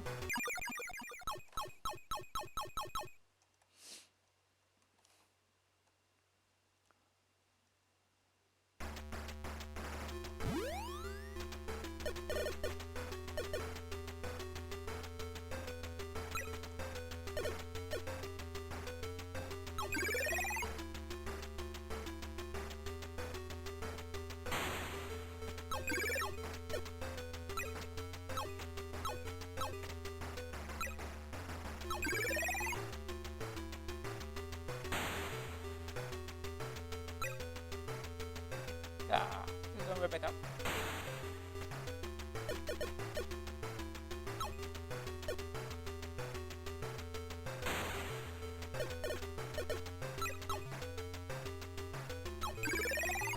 Oh.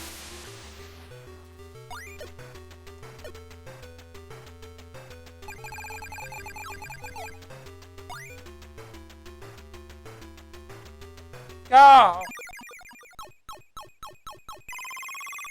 Okay, free ball 100,000. It's nice.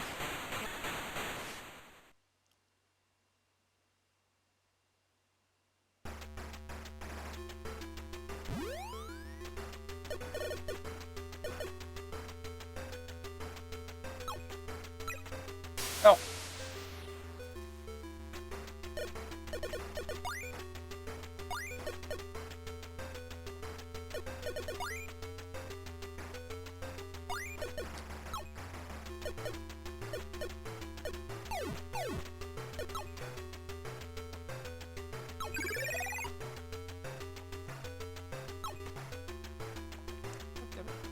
Too late to shake now. Tilt.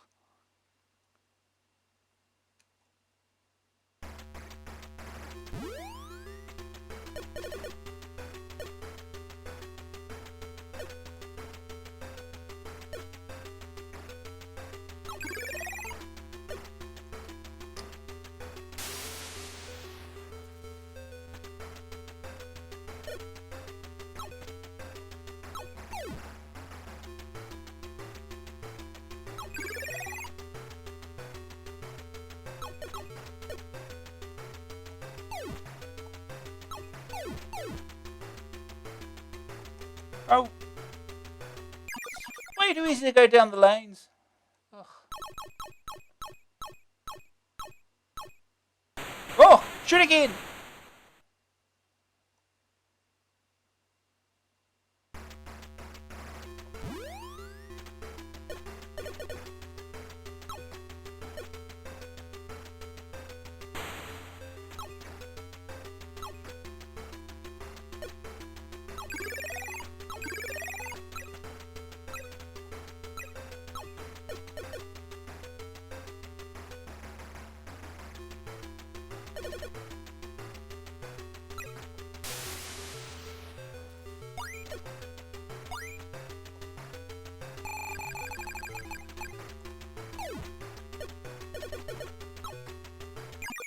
Right down the center.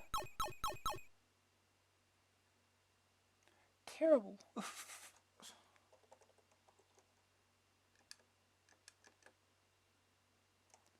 Oh, try again.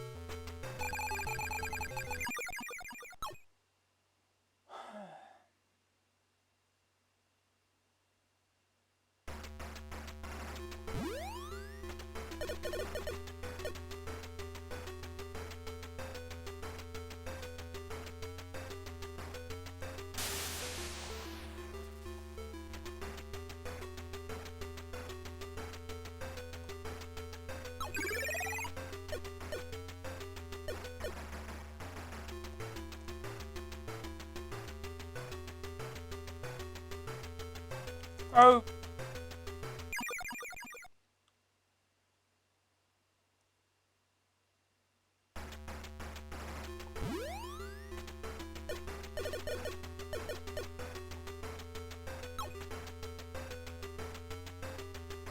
How many gig we fire here?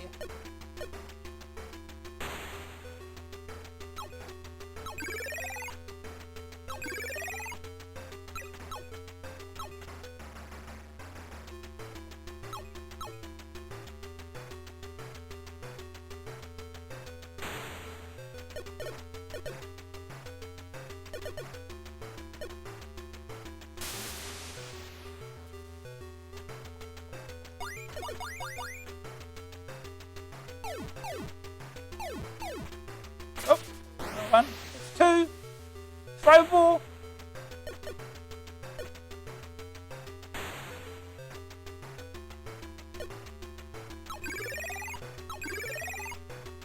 Oh.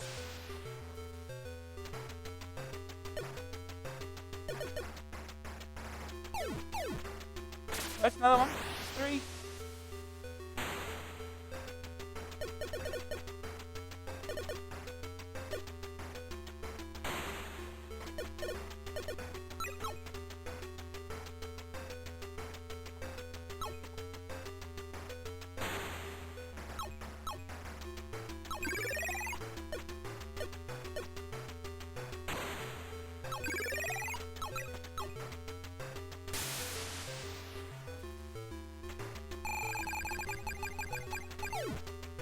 Oh.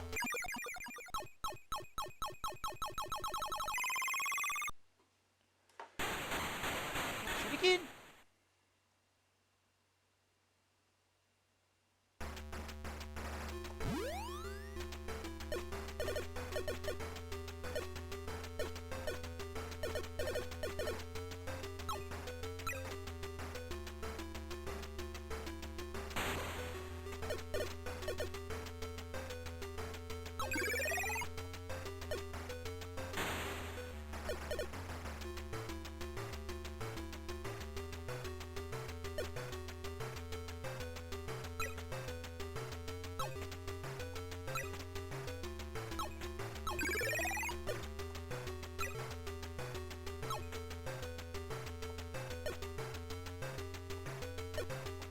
Yeah.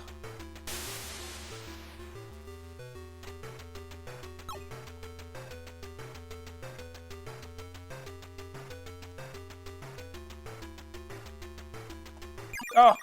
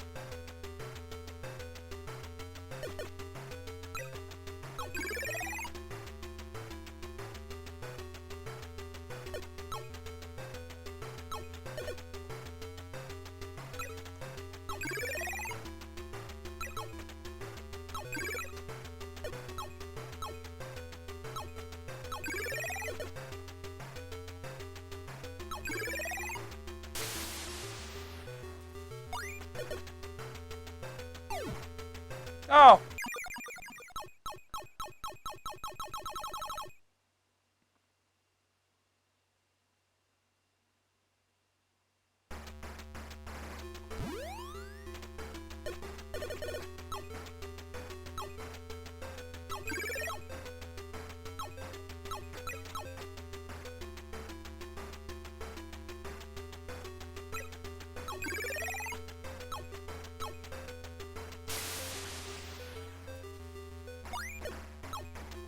Go. Straight down the center.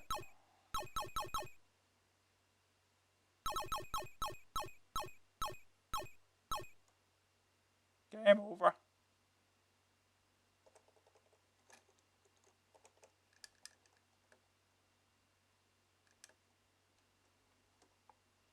Press enter to start. Do it again.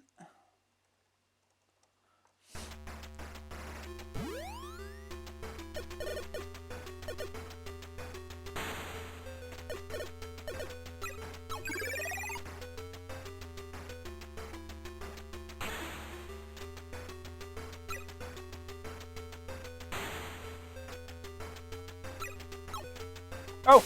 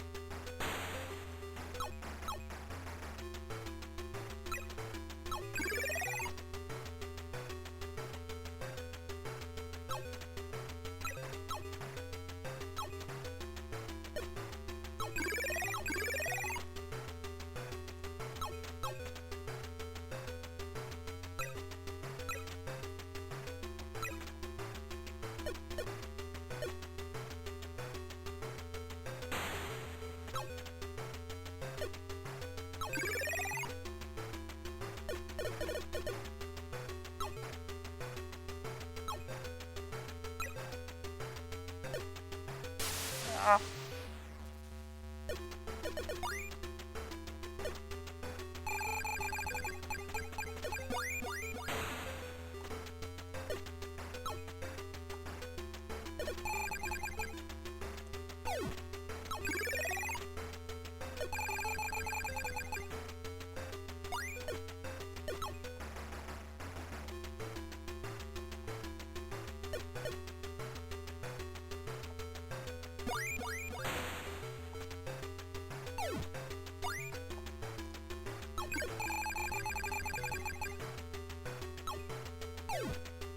Oh.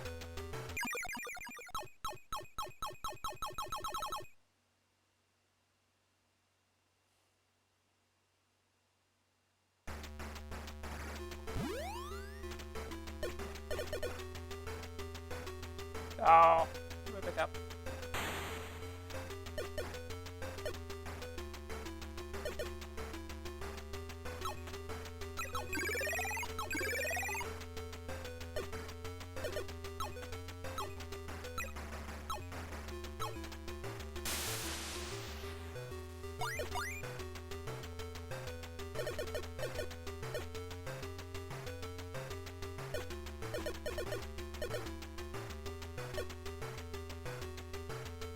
Oh, come on.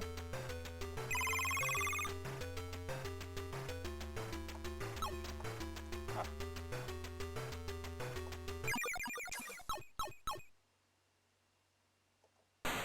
Shoot again.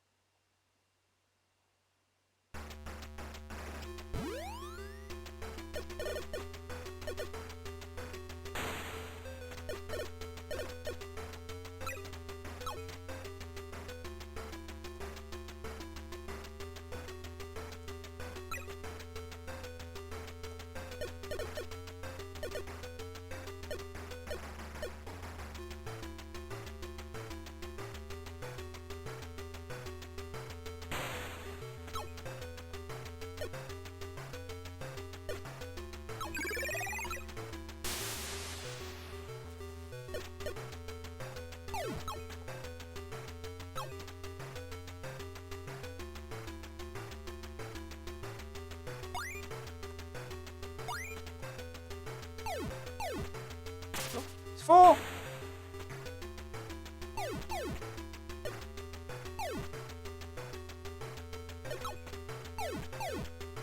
5.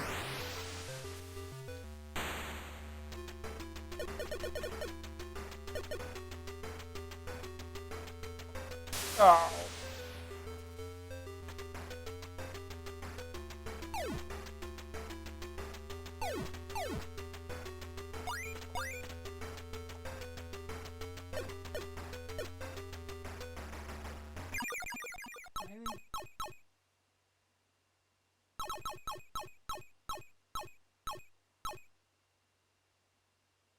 Game over.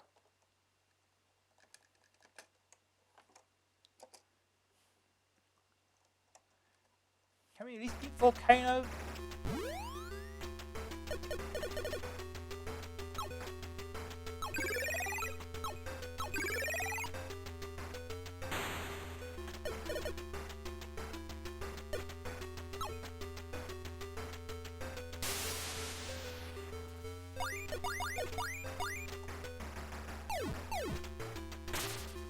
Okay, 6.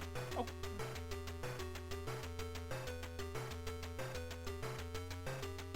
Here we go. It's gonna blow.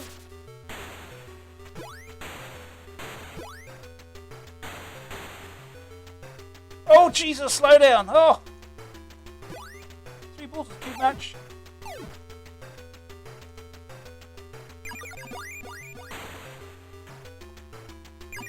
Oh, that didn't last long.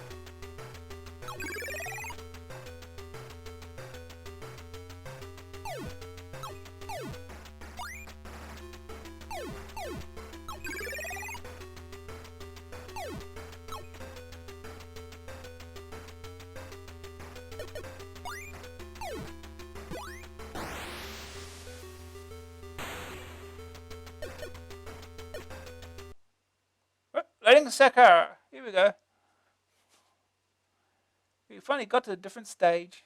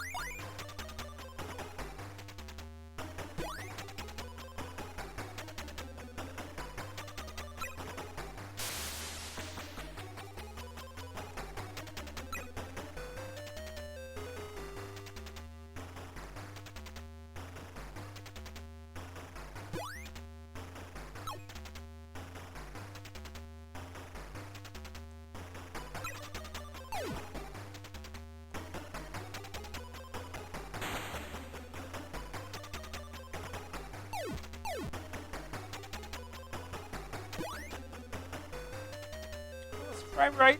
Oh.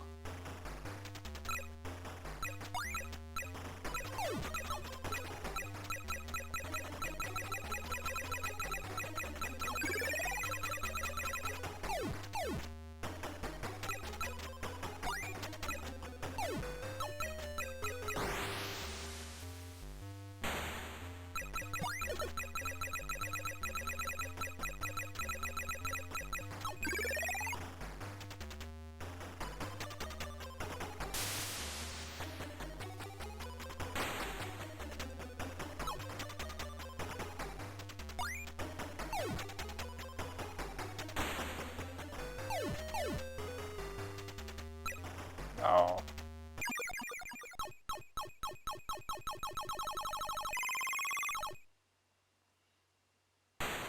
Shoot again.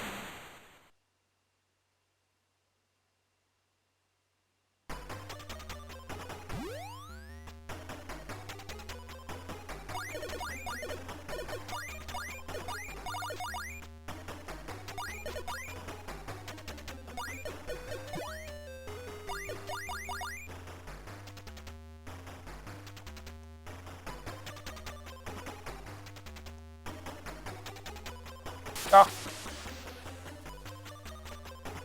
Oh, really?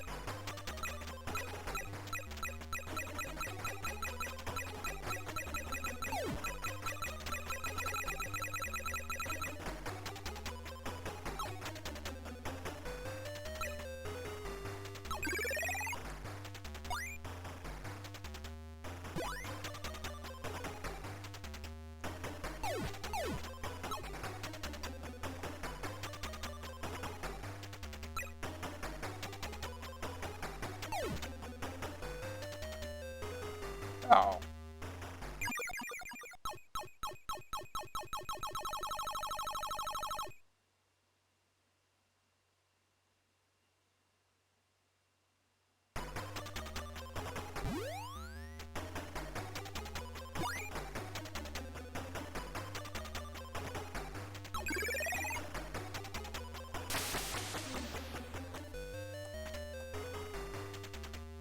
Oh no.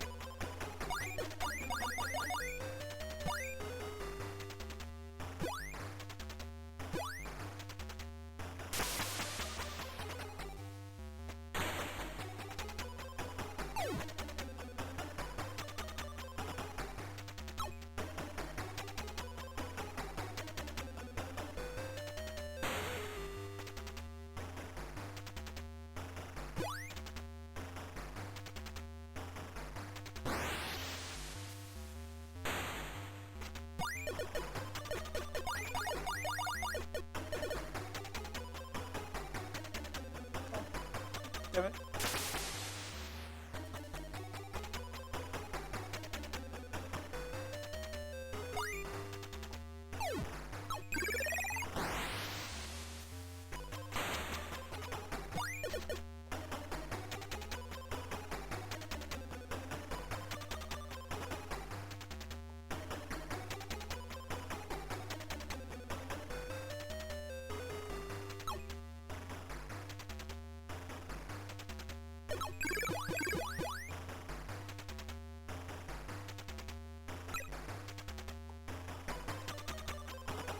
Oh, there you go. That works. That works.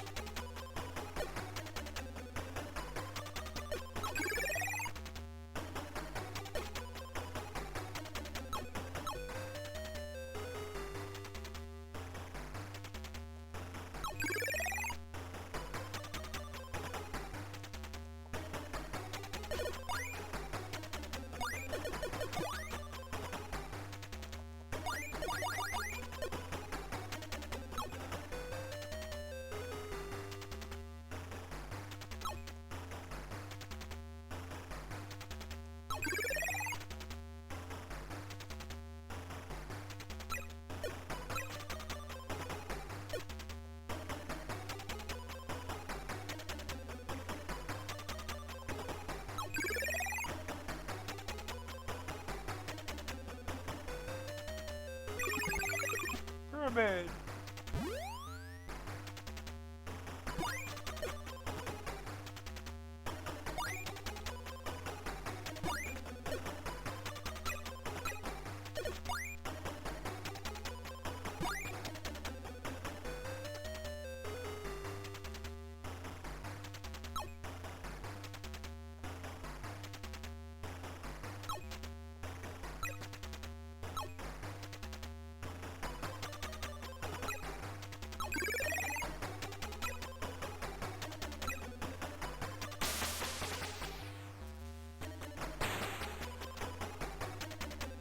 Oh.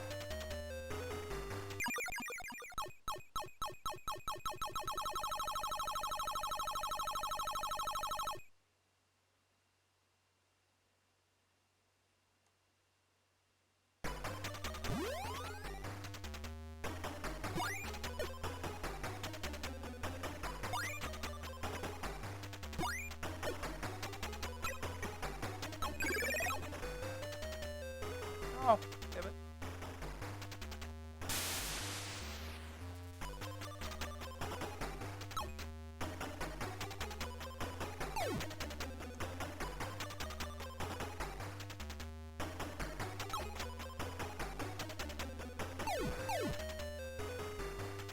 Oh.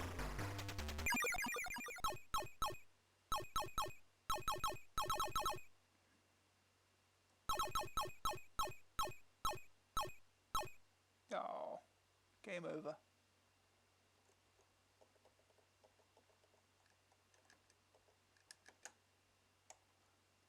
we start back here again? Continue here. We're continuing!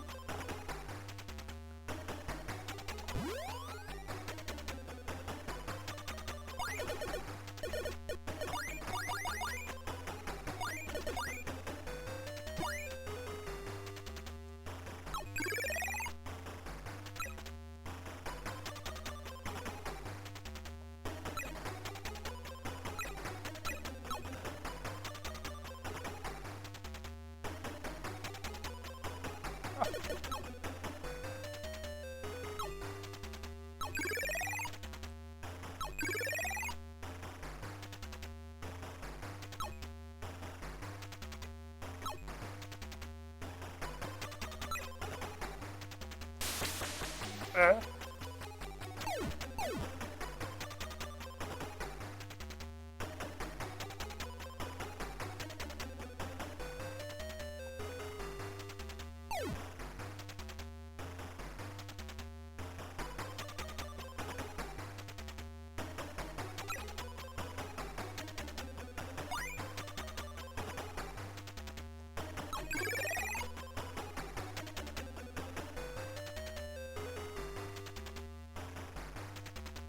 Oh, really?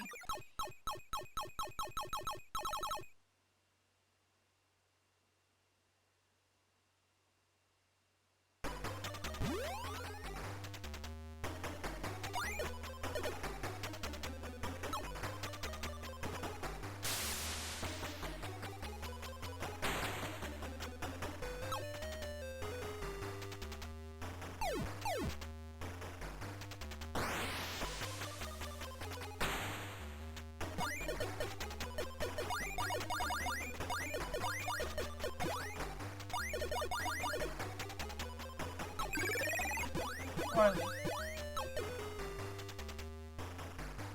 Now I can get a second lock in. Let's get the ball in there, that's all.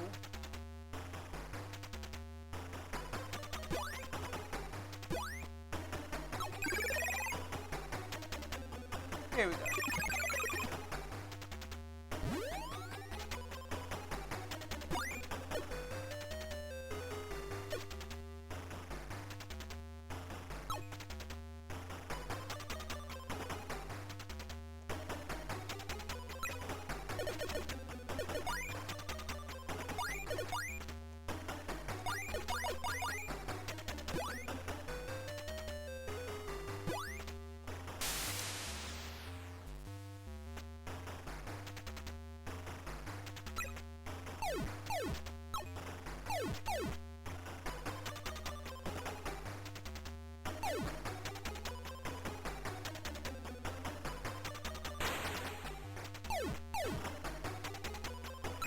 Ah.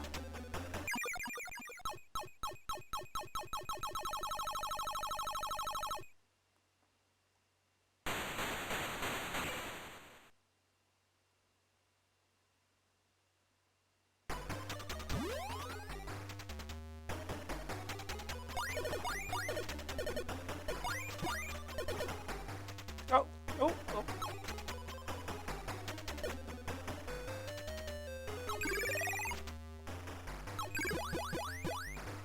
And then it goes. Pyramid.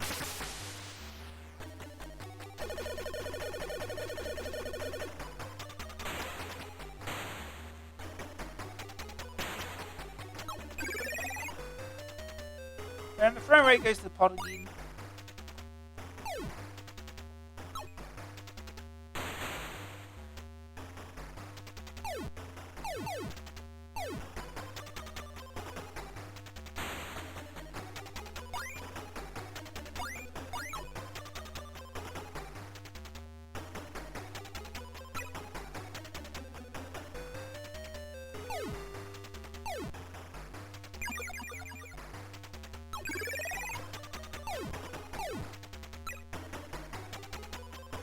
And they all go.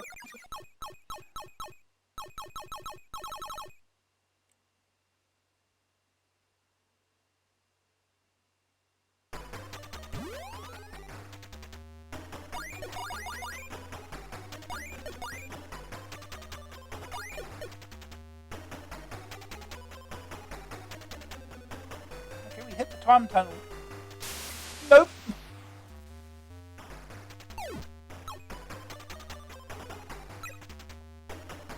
Go!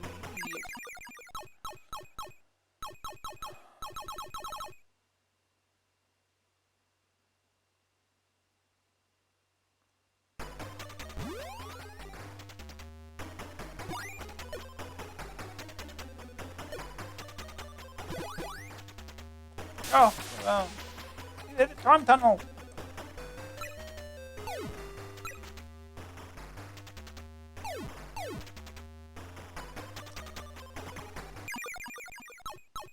Well, last attempt.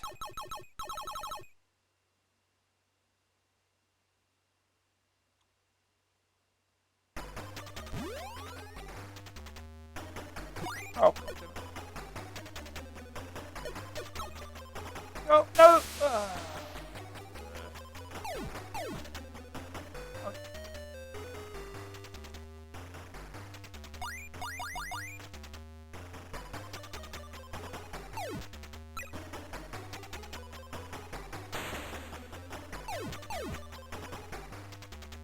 Ah!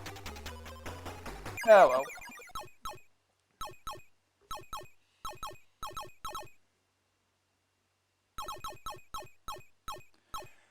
Anyway, I'll leave it at that for that.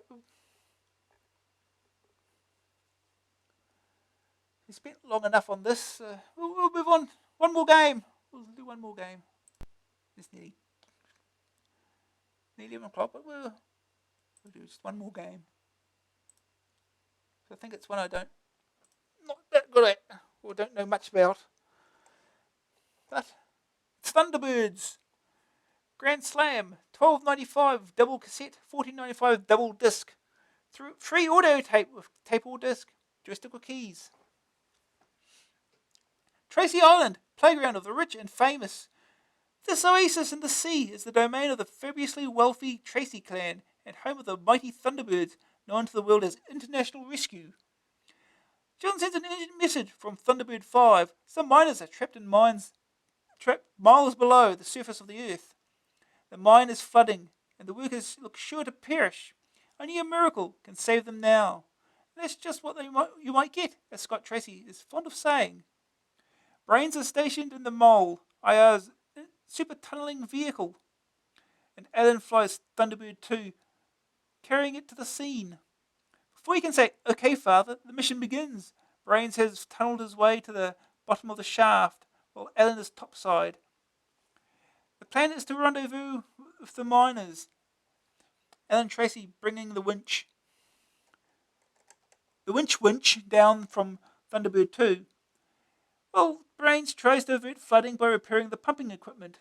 It's a tough task, with the clock to beat as well as the dangers of the mine itself. As they prepare to go in, they have the choice of two pieces of equipment that will help the rescue. A choice of everything from flashlights to guns, grease guns that is.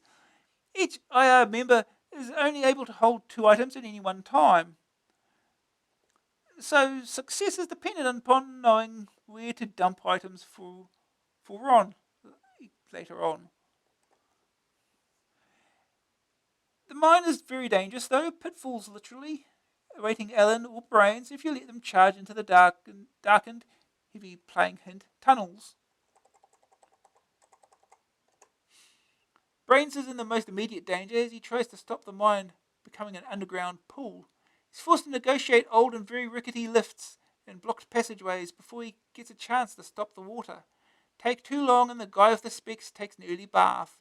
Embarrassing as the whole IR team abort their mission and save him.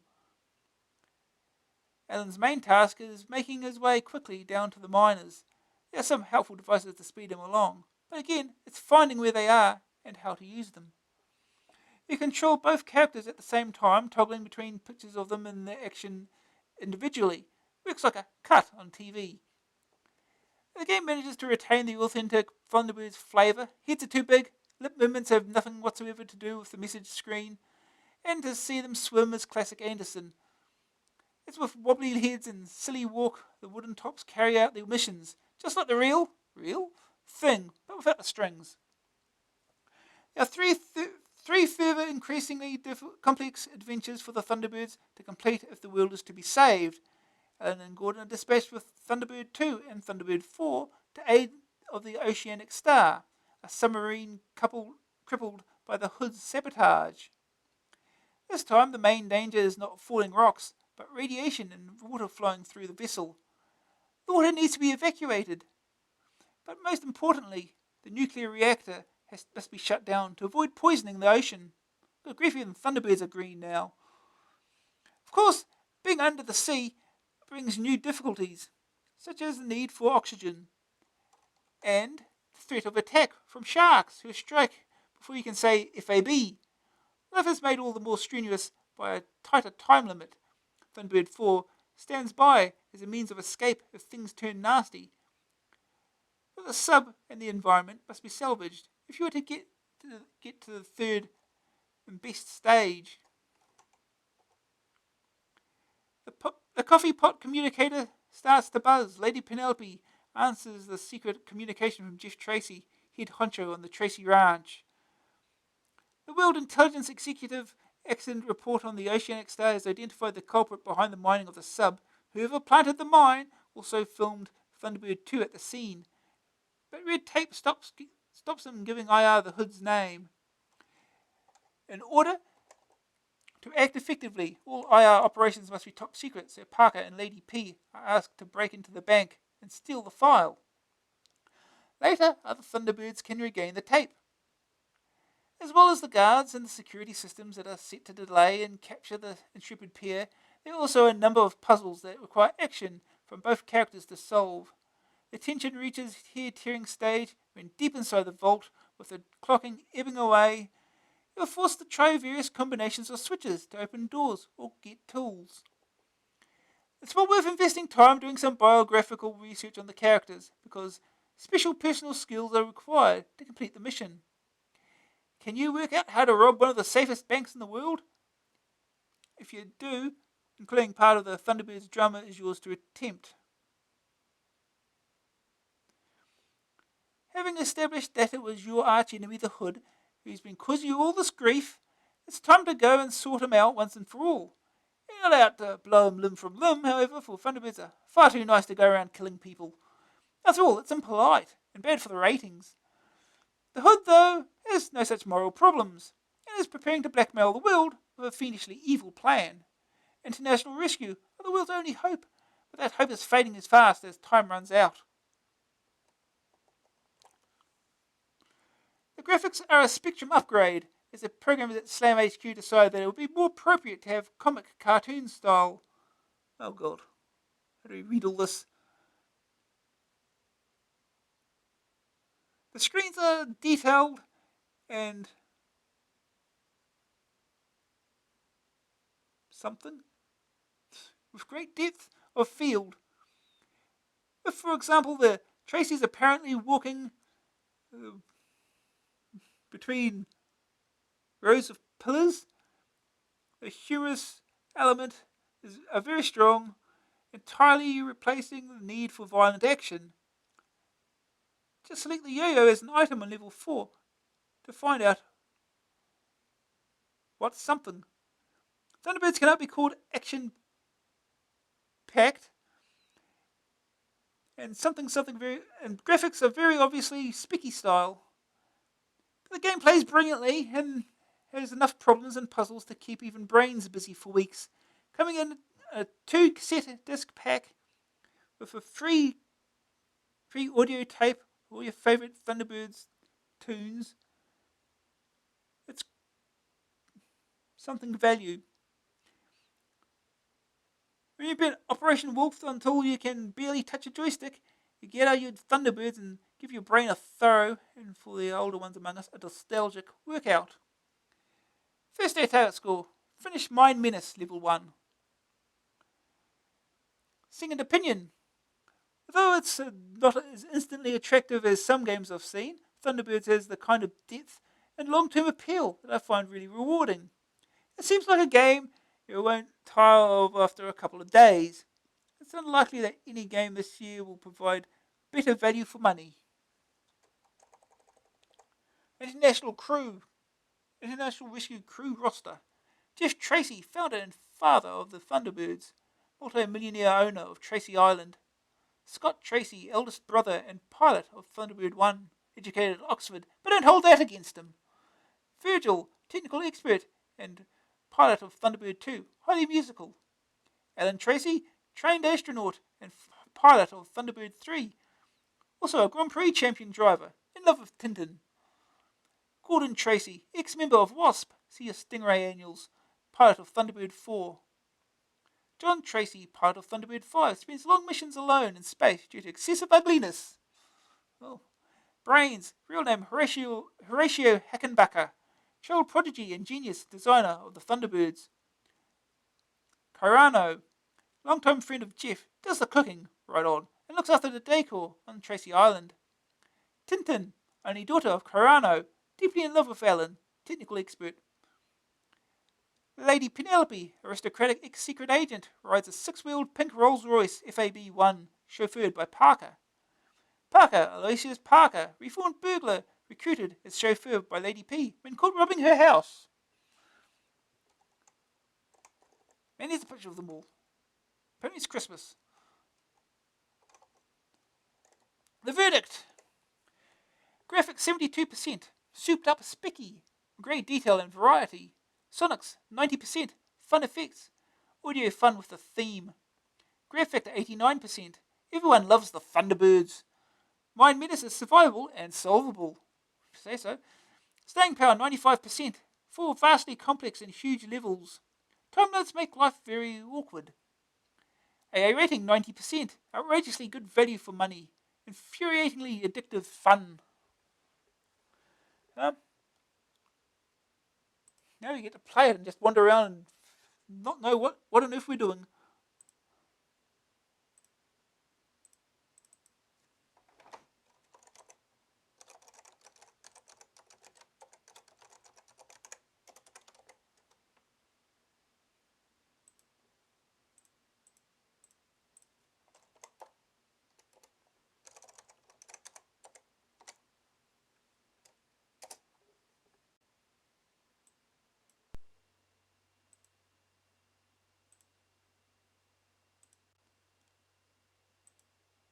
Alright.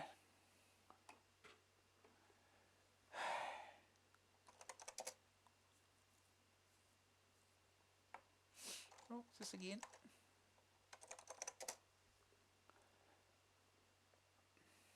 Mine Rescue, Sub Crash. Mine Rescue, because it's the first one. Okay, Brains and Alan, get the bowl ready. Program code written by Tech Software Development Limited.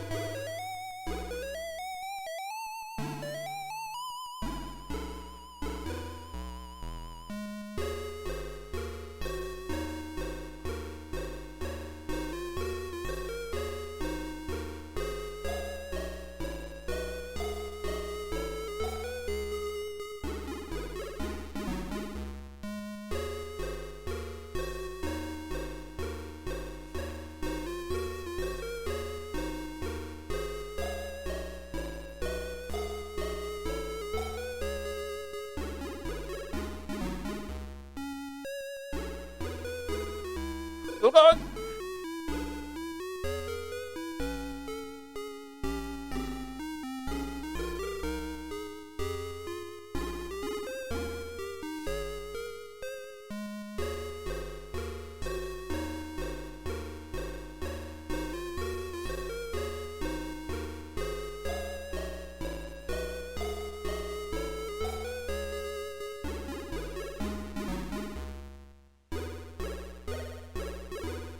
Alright, so. Alan, select your equipment. I tell you what they are, you gotta figure out what they are. They look like a torch. Looks like a, I don't know, an oil can.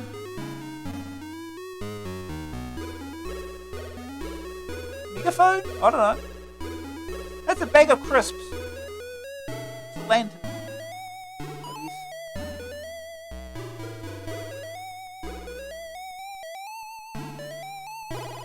I guess. Take that. And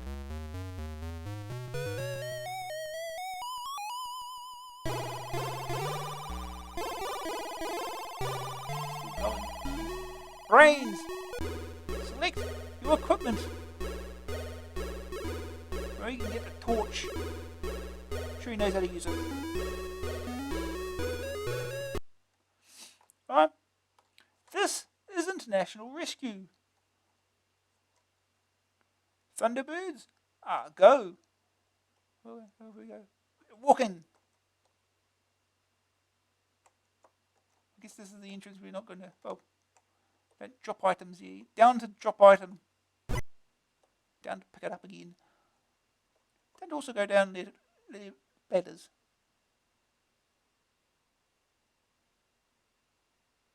No jumping. None of that awkward business.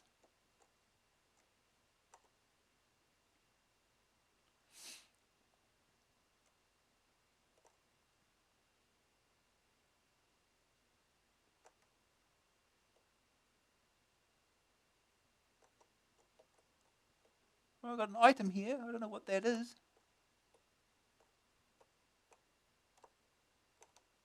Pick it up. Pick it up. Thank you.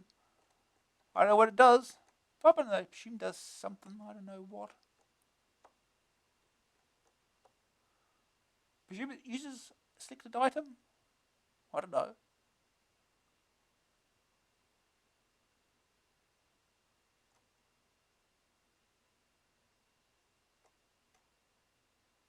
Warning. Yeah, that's a pitfall right there. Around the middle there. You can't jump, so. Also, this is not a ladder, that's an item. Okay. Switch characters.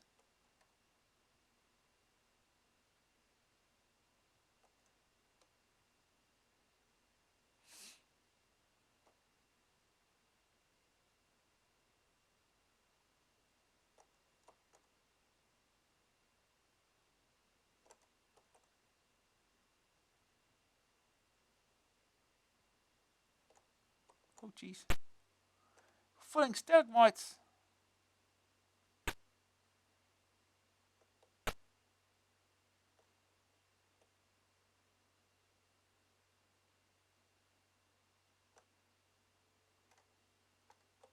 Oh, ow.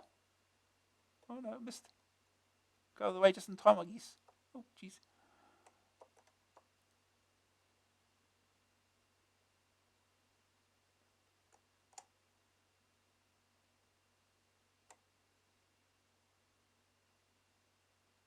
I have absolutely no idea where I'm going.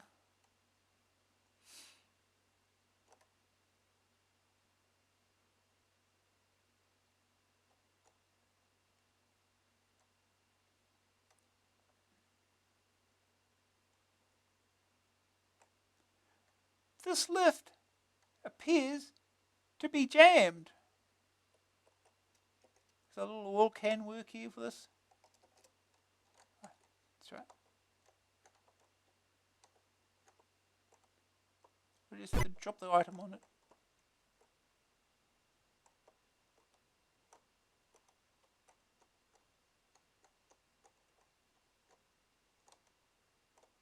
Okay, did I use it? I guess I did.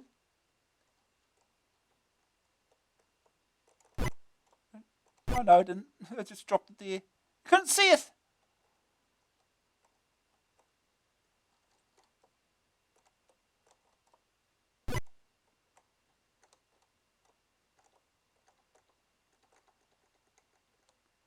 Oh, I'll drop this here. Get the other item that was over here. Maybe that will one jam this thing. Who knows? Let's go back and get it. Try. I have no idea how to play this game at all, so Don't expect any. Don't expect any much progress here.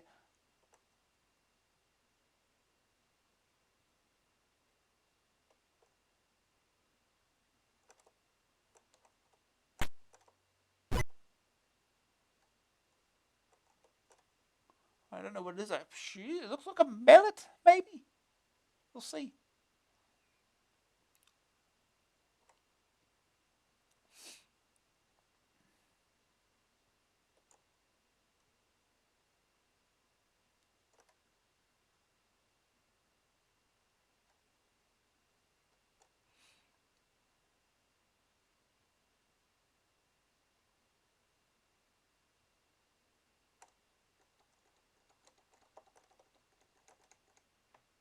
Oh, here we go.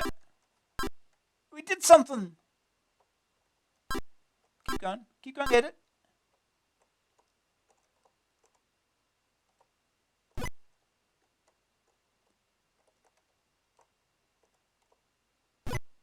Oh. Yeah, it worked. It's gone without me.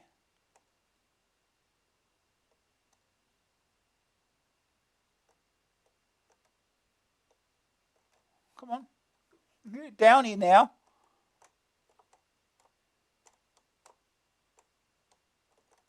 Come on, pick it up. Pick it up.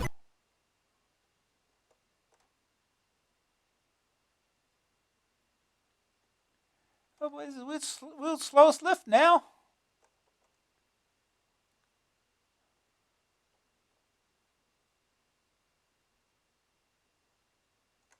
Your brains is getting bored.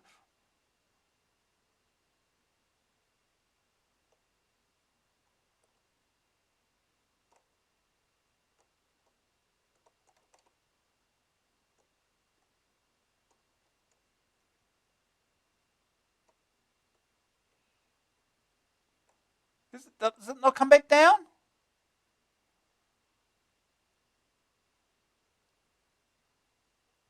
Does it not come back down? Well, that sucks. Went to all the trouble of fixing it and went without me.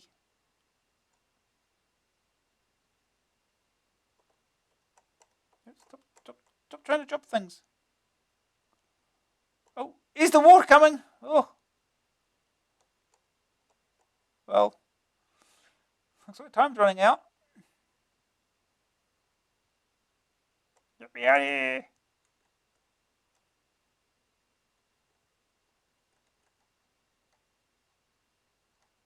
Oh, now it's coming down. We've got to get here before the oh no, not before the water comes. You're getting wet.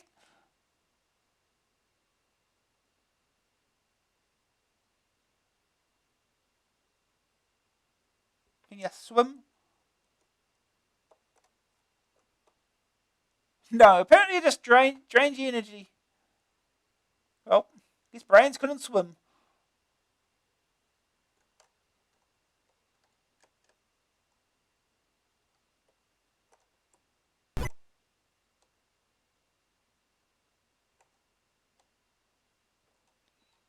Brains is in trouble. You have failed in your mission. Rescue You, Inc. Rescued International Rescue. Is this the end of IR as the number one rescue organization? Press enter to try again. We'll try again. It's the same items.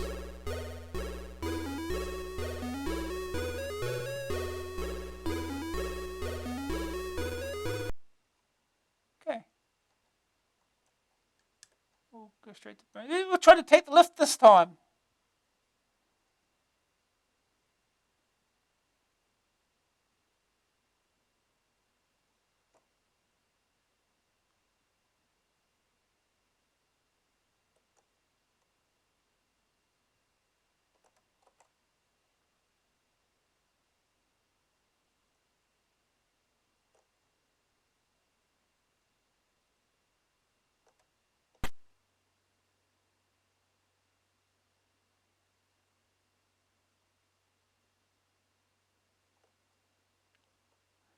that item. We'll move it back up here first.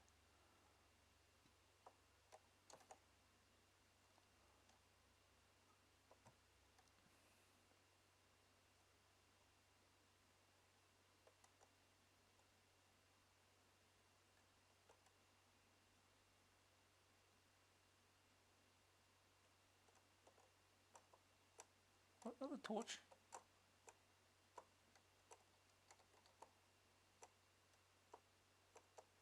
God damn it.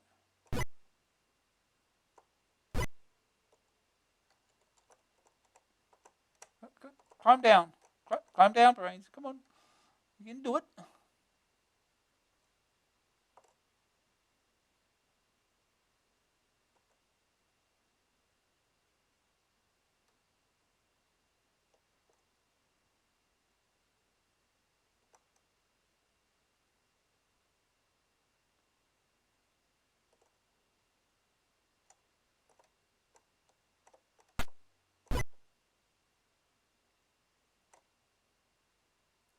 There we go. Up again.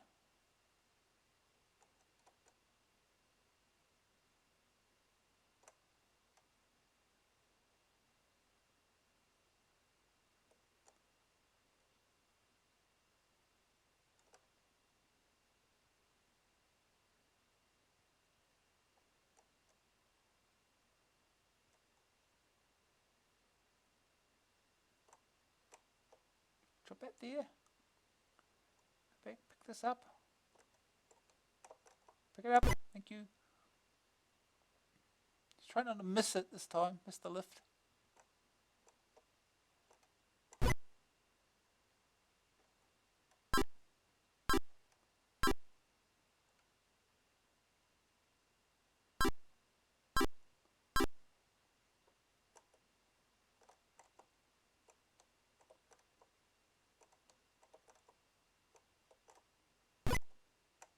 Here we go. We made it. Up the lift we go. How far up does this go?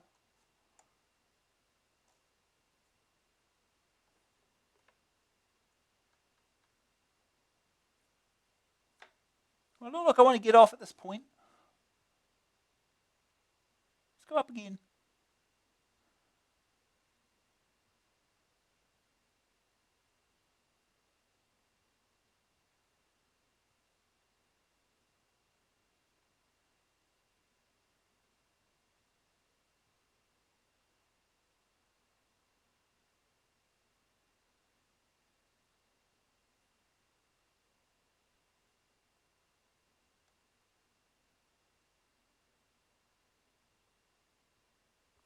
Where's an item?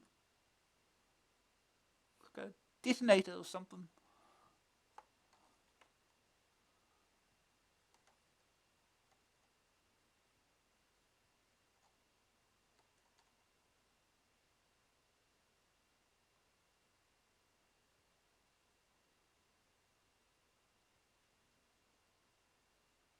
It keeps going. And going and going.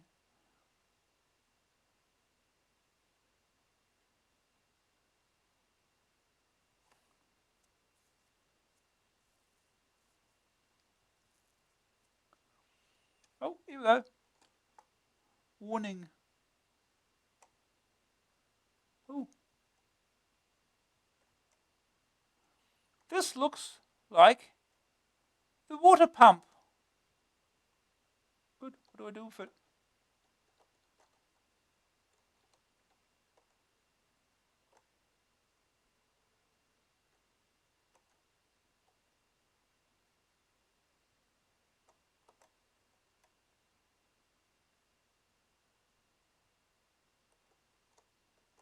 What is that?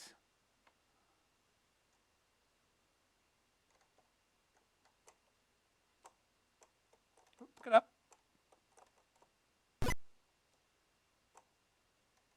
I know what this is.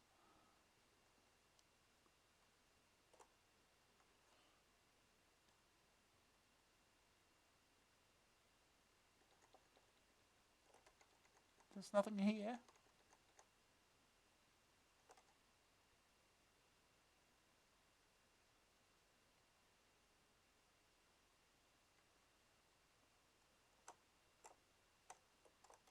Oh, maybe I'll need it. I don't. Who knows? Maybe I'll need it.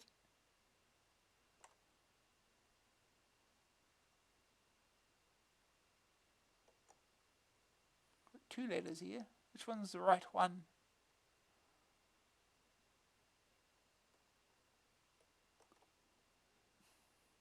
Either works apparently. Just put 2 here for fun.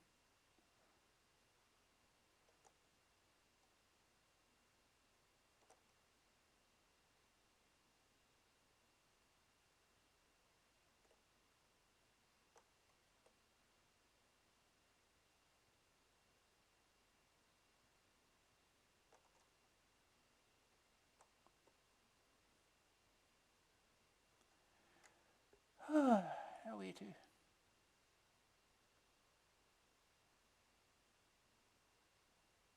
What's that? There is undetonated dynamite in these rocks. Well, we know what we need now, don't we? I'll leave that there.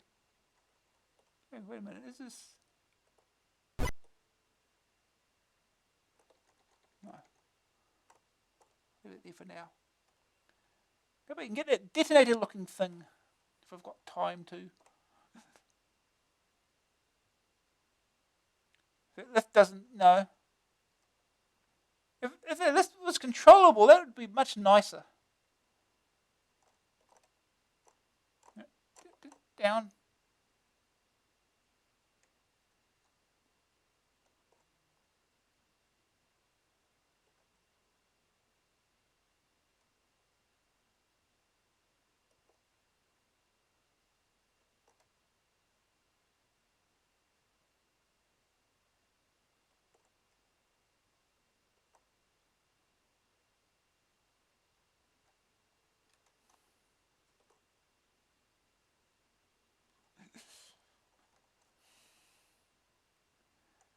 Suppose it helps once you know what you're doing, I suppose. That would give it some... Oh. You stand on it and it goes down. Good.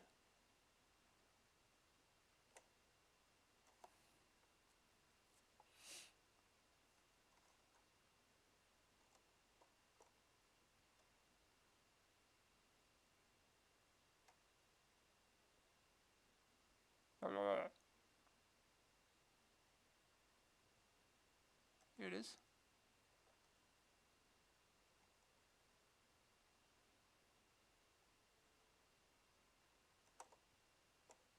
Pick it up. Pick it up. Pick. Thank you. Oof. Can we go? Let's go up. Oh. Water. Let's make her up now, please. Nope, guess not. Nope, we're just going to sit here and drown instead.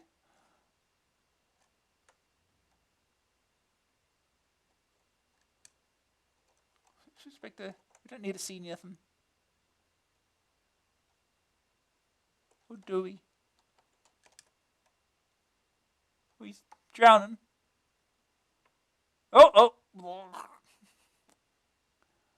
Brains is in trouble.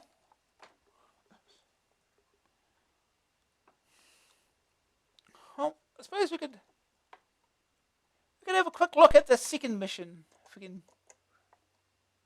use that. Sub crash. Don't know if we need anything to... SOS, calling international rescue, sub in distress.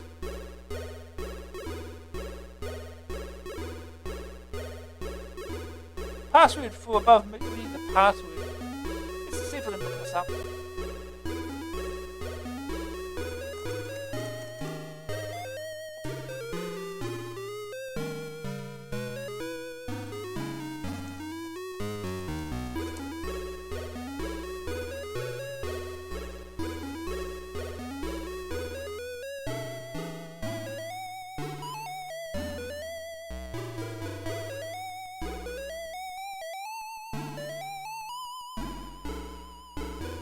Code for phase 2 is recovery.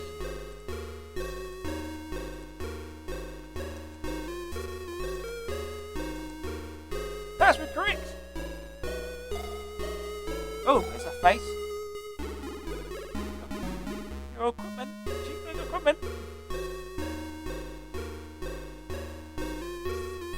KIHC. What is that?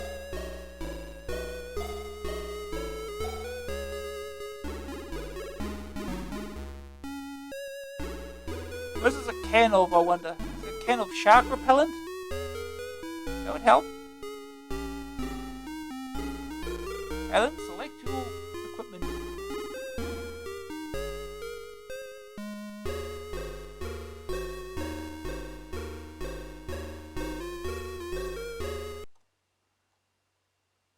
Oh, they both start at the same place. Ooh.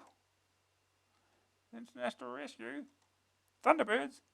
Go. There's nothing in this direction. Nope.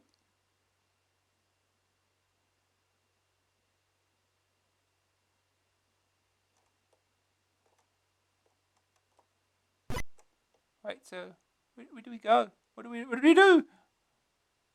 We're in a room. Oh. Okay.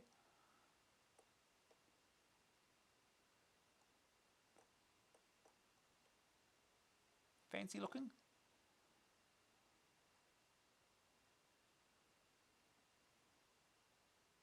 Hello. Please, can you take this? Take what?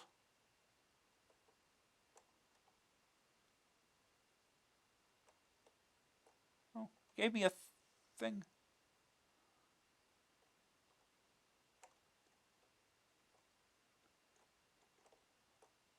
Can't open the door. I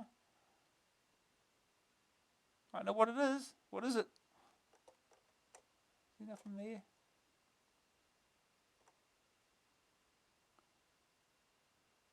What is it? It's a thing with a bee on it.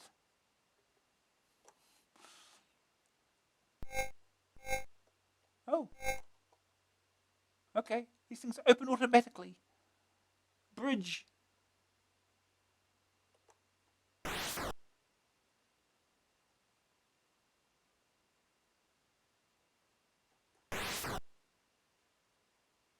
VIP. I'm sure we're VIPs, right?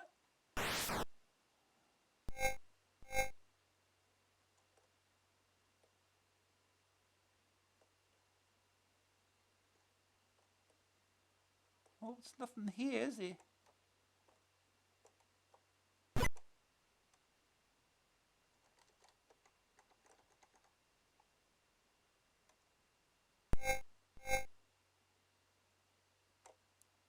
Wait, was there?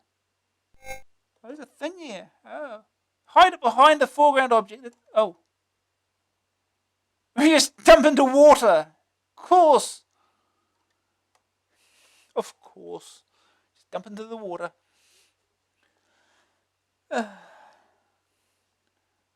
Lloyds are considering the insurance claim. Press enter to try again.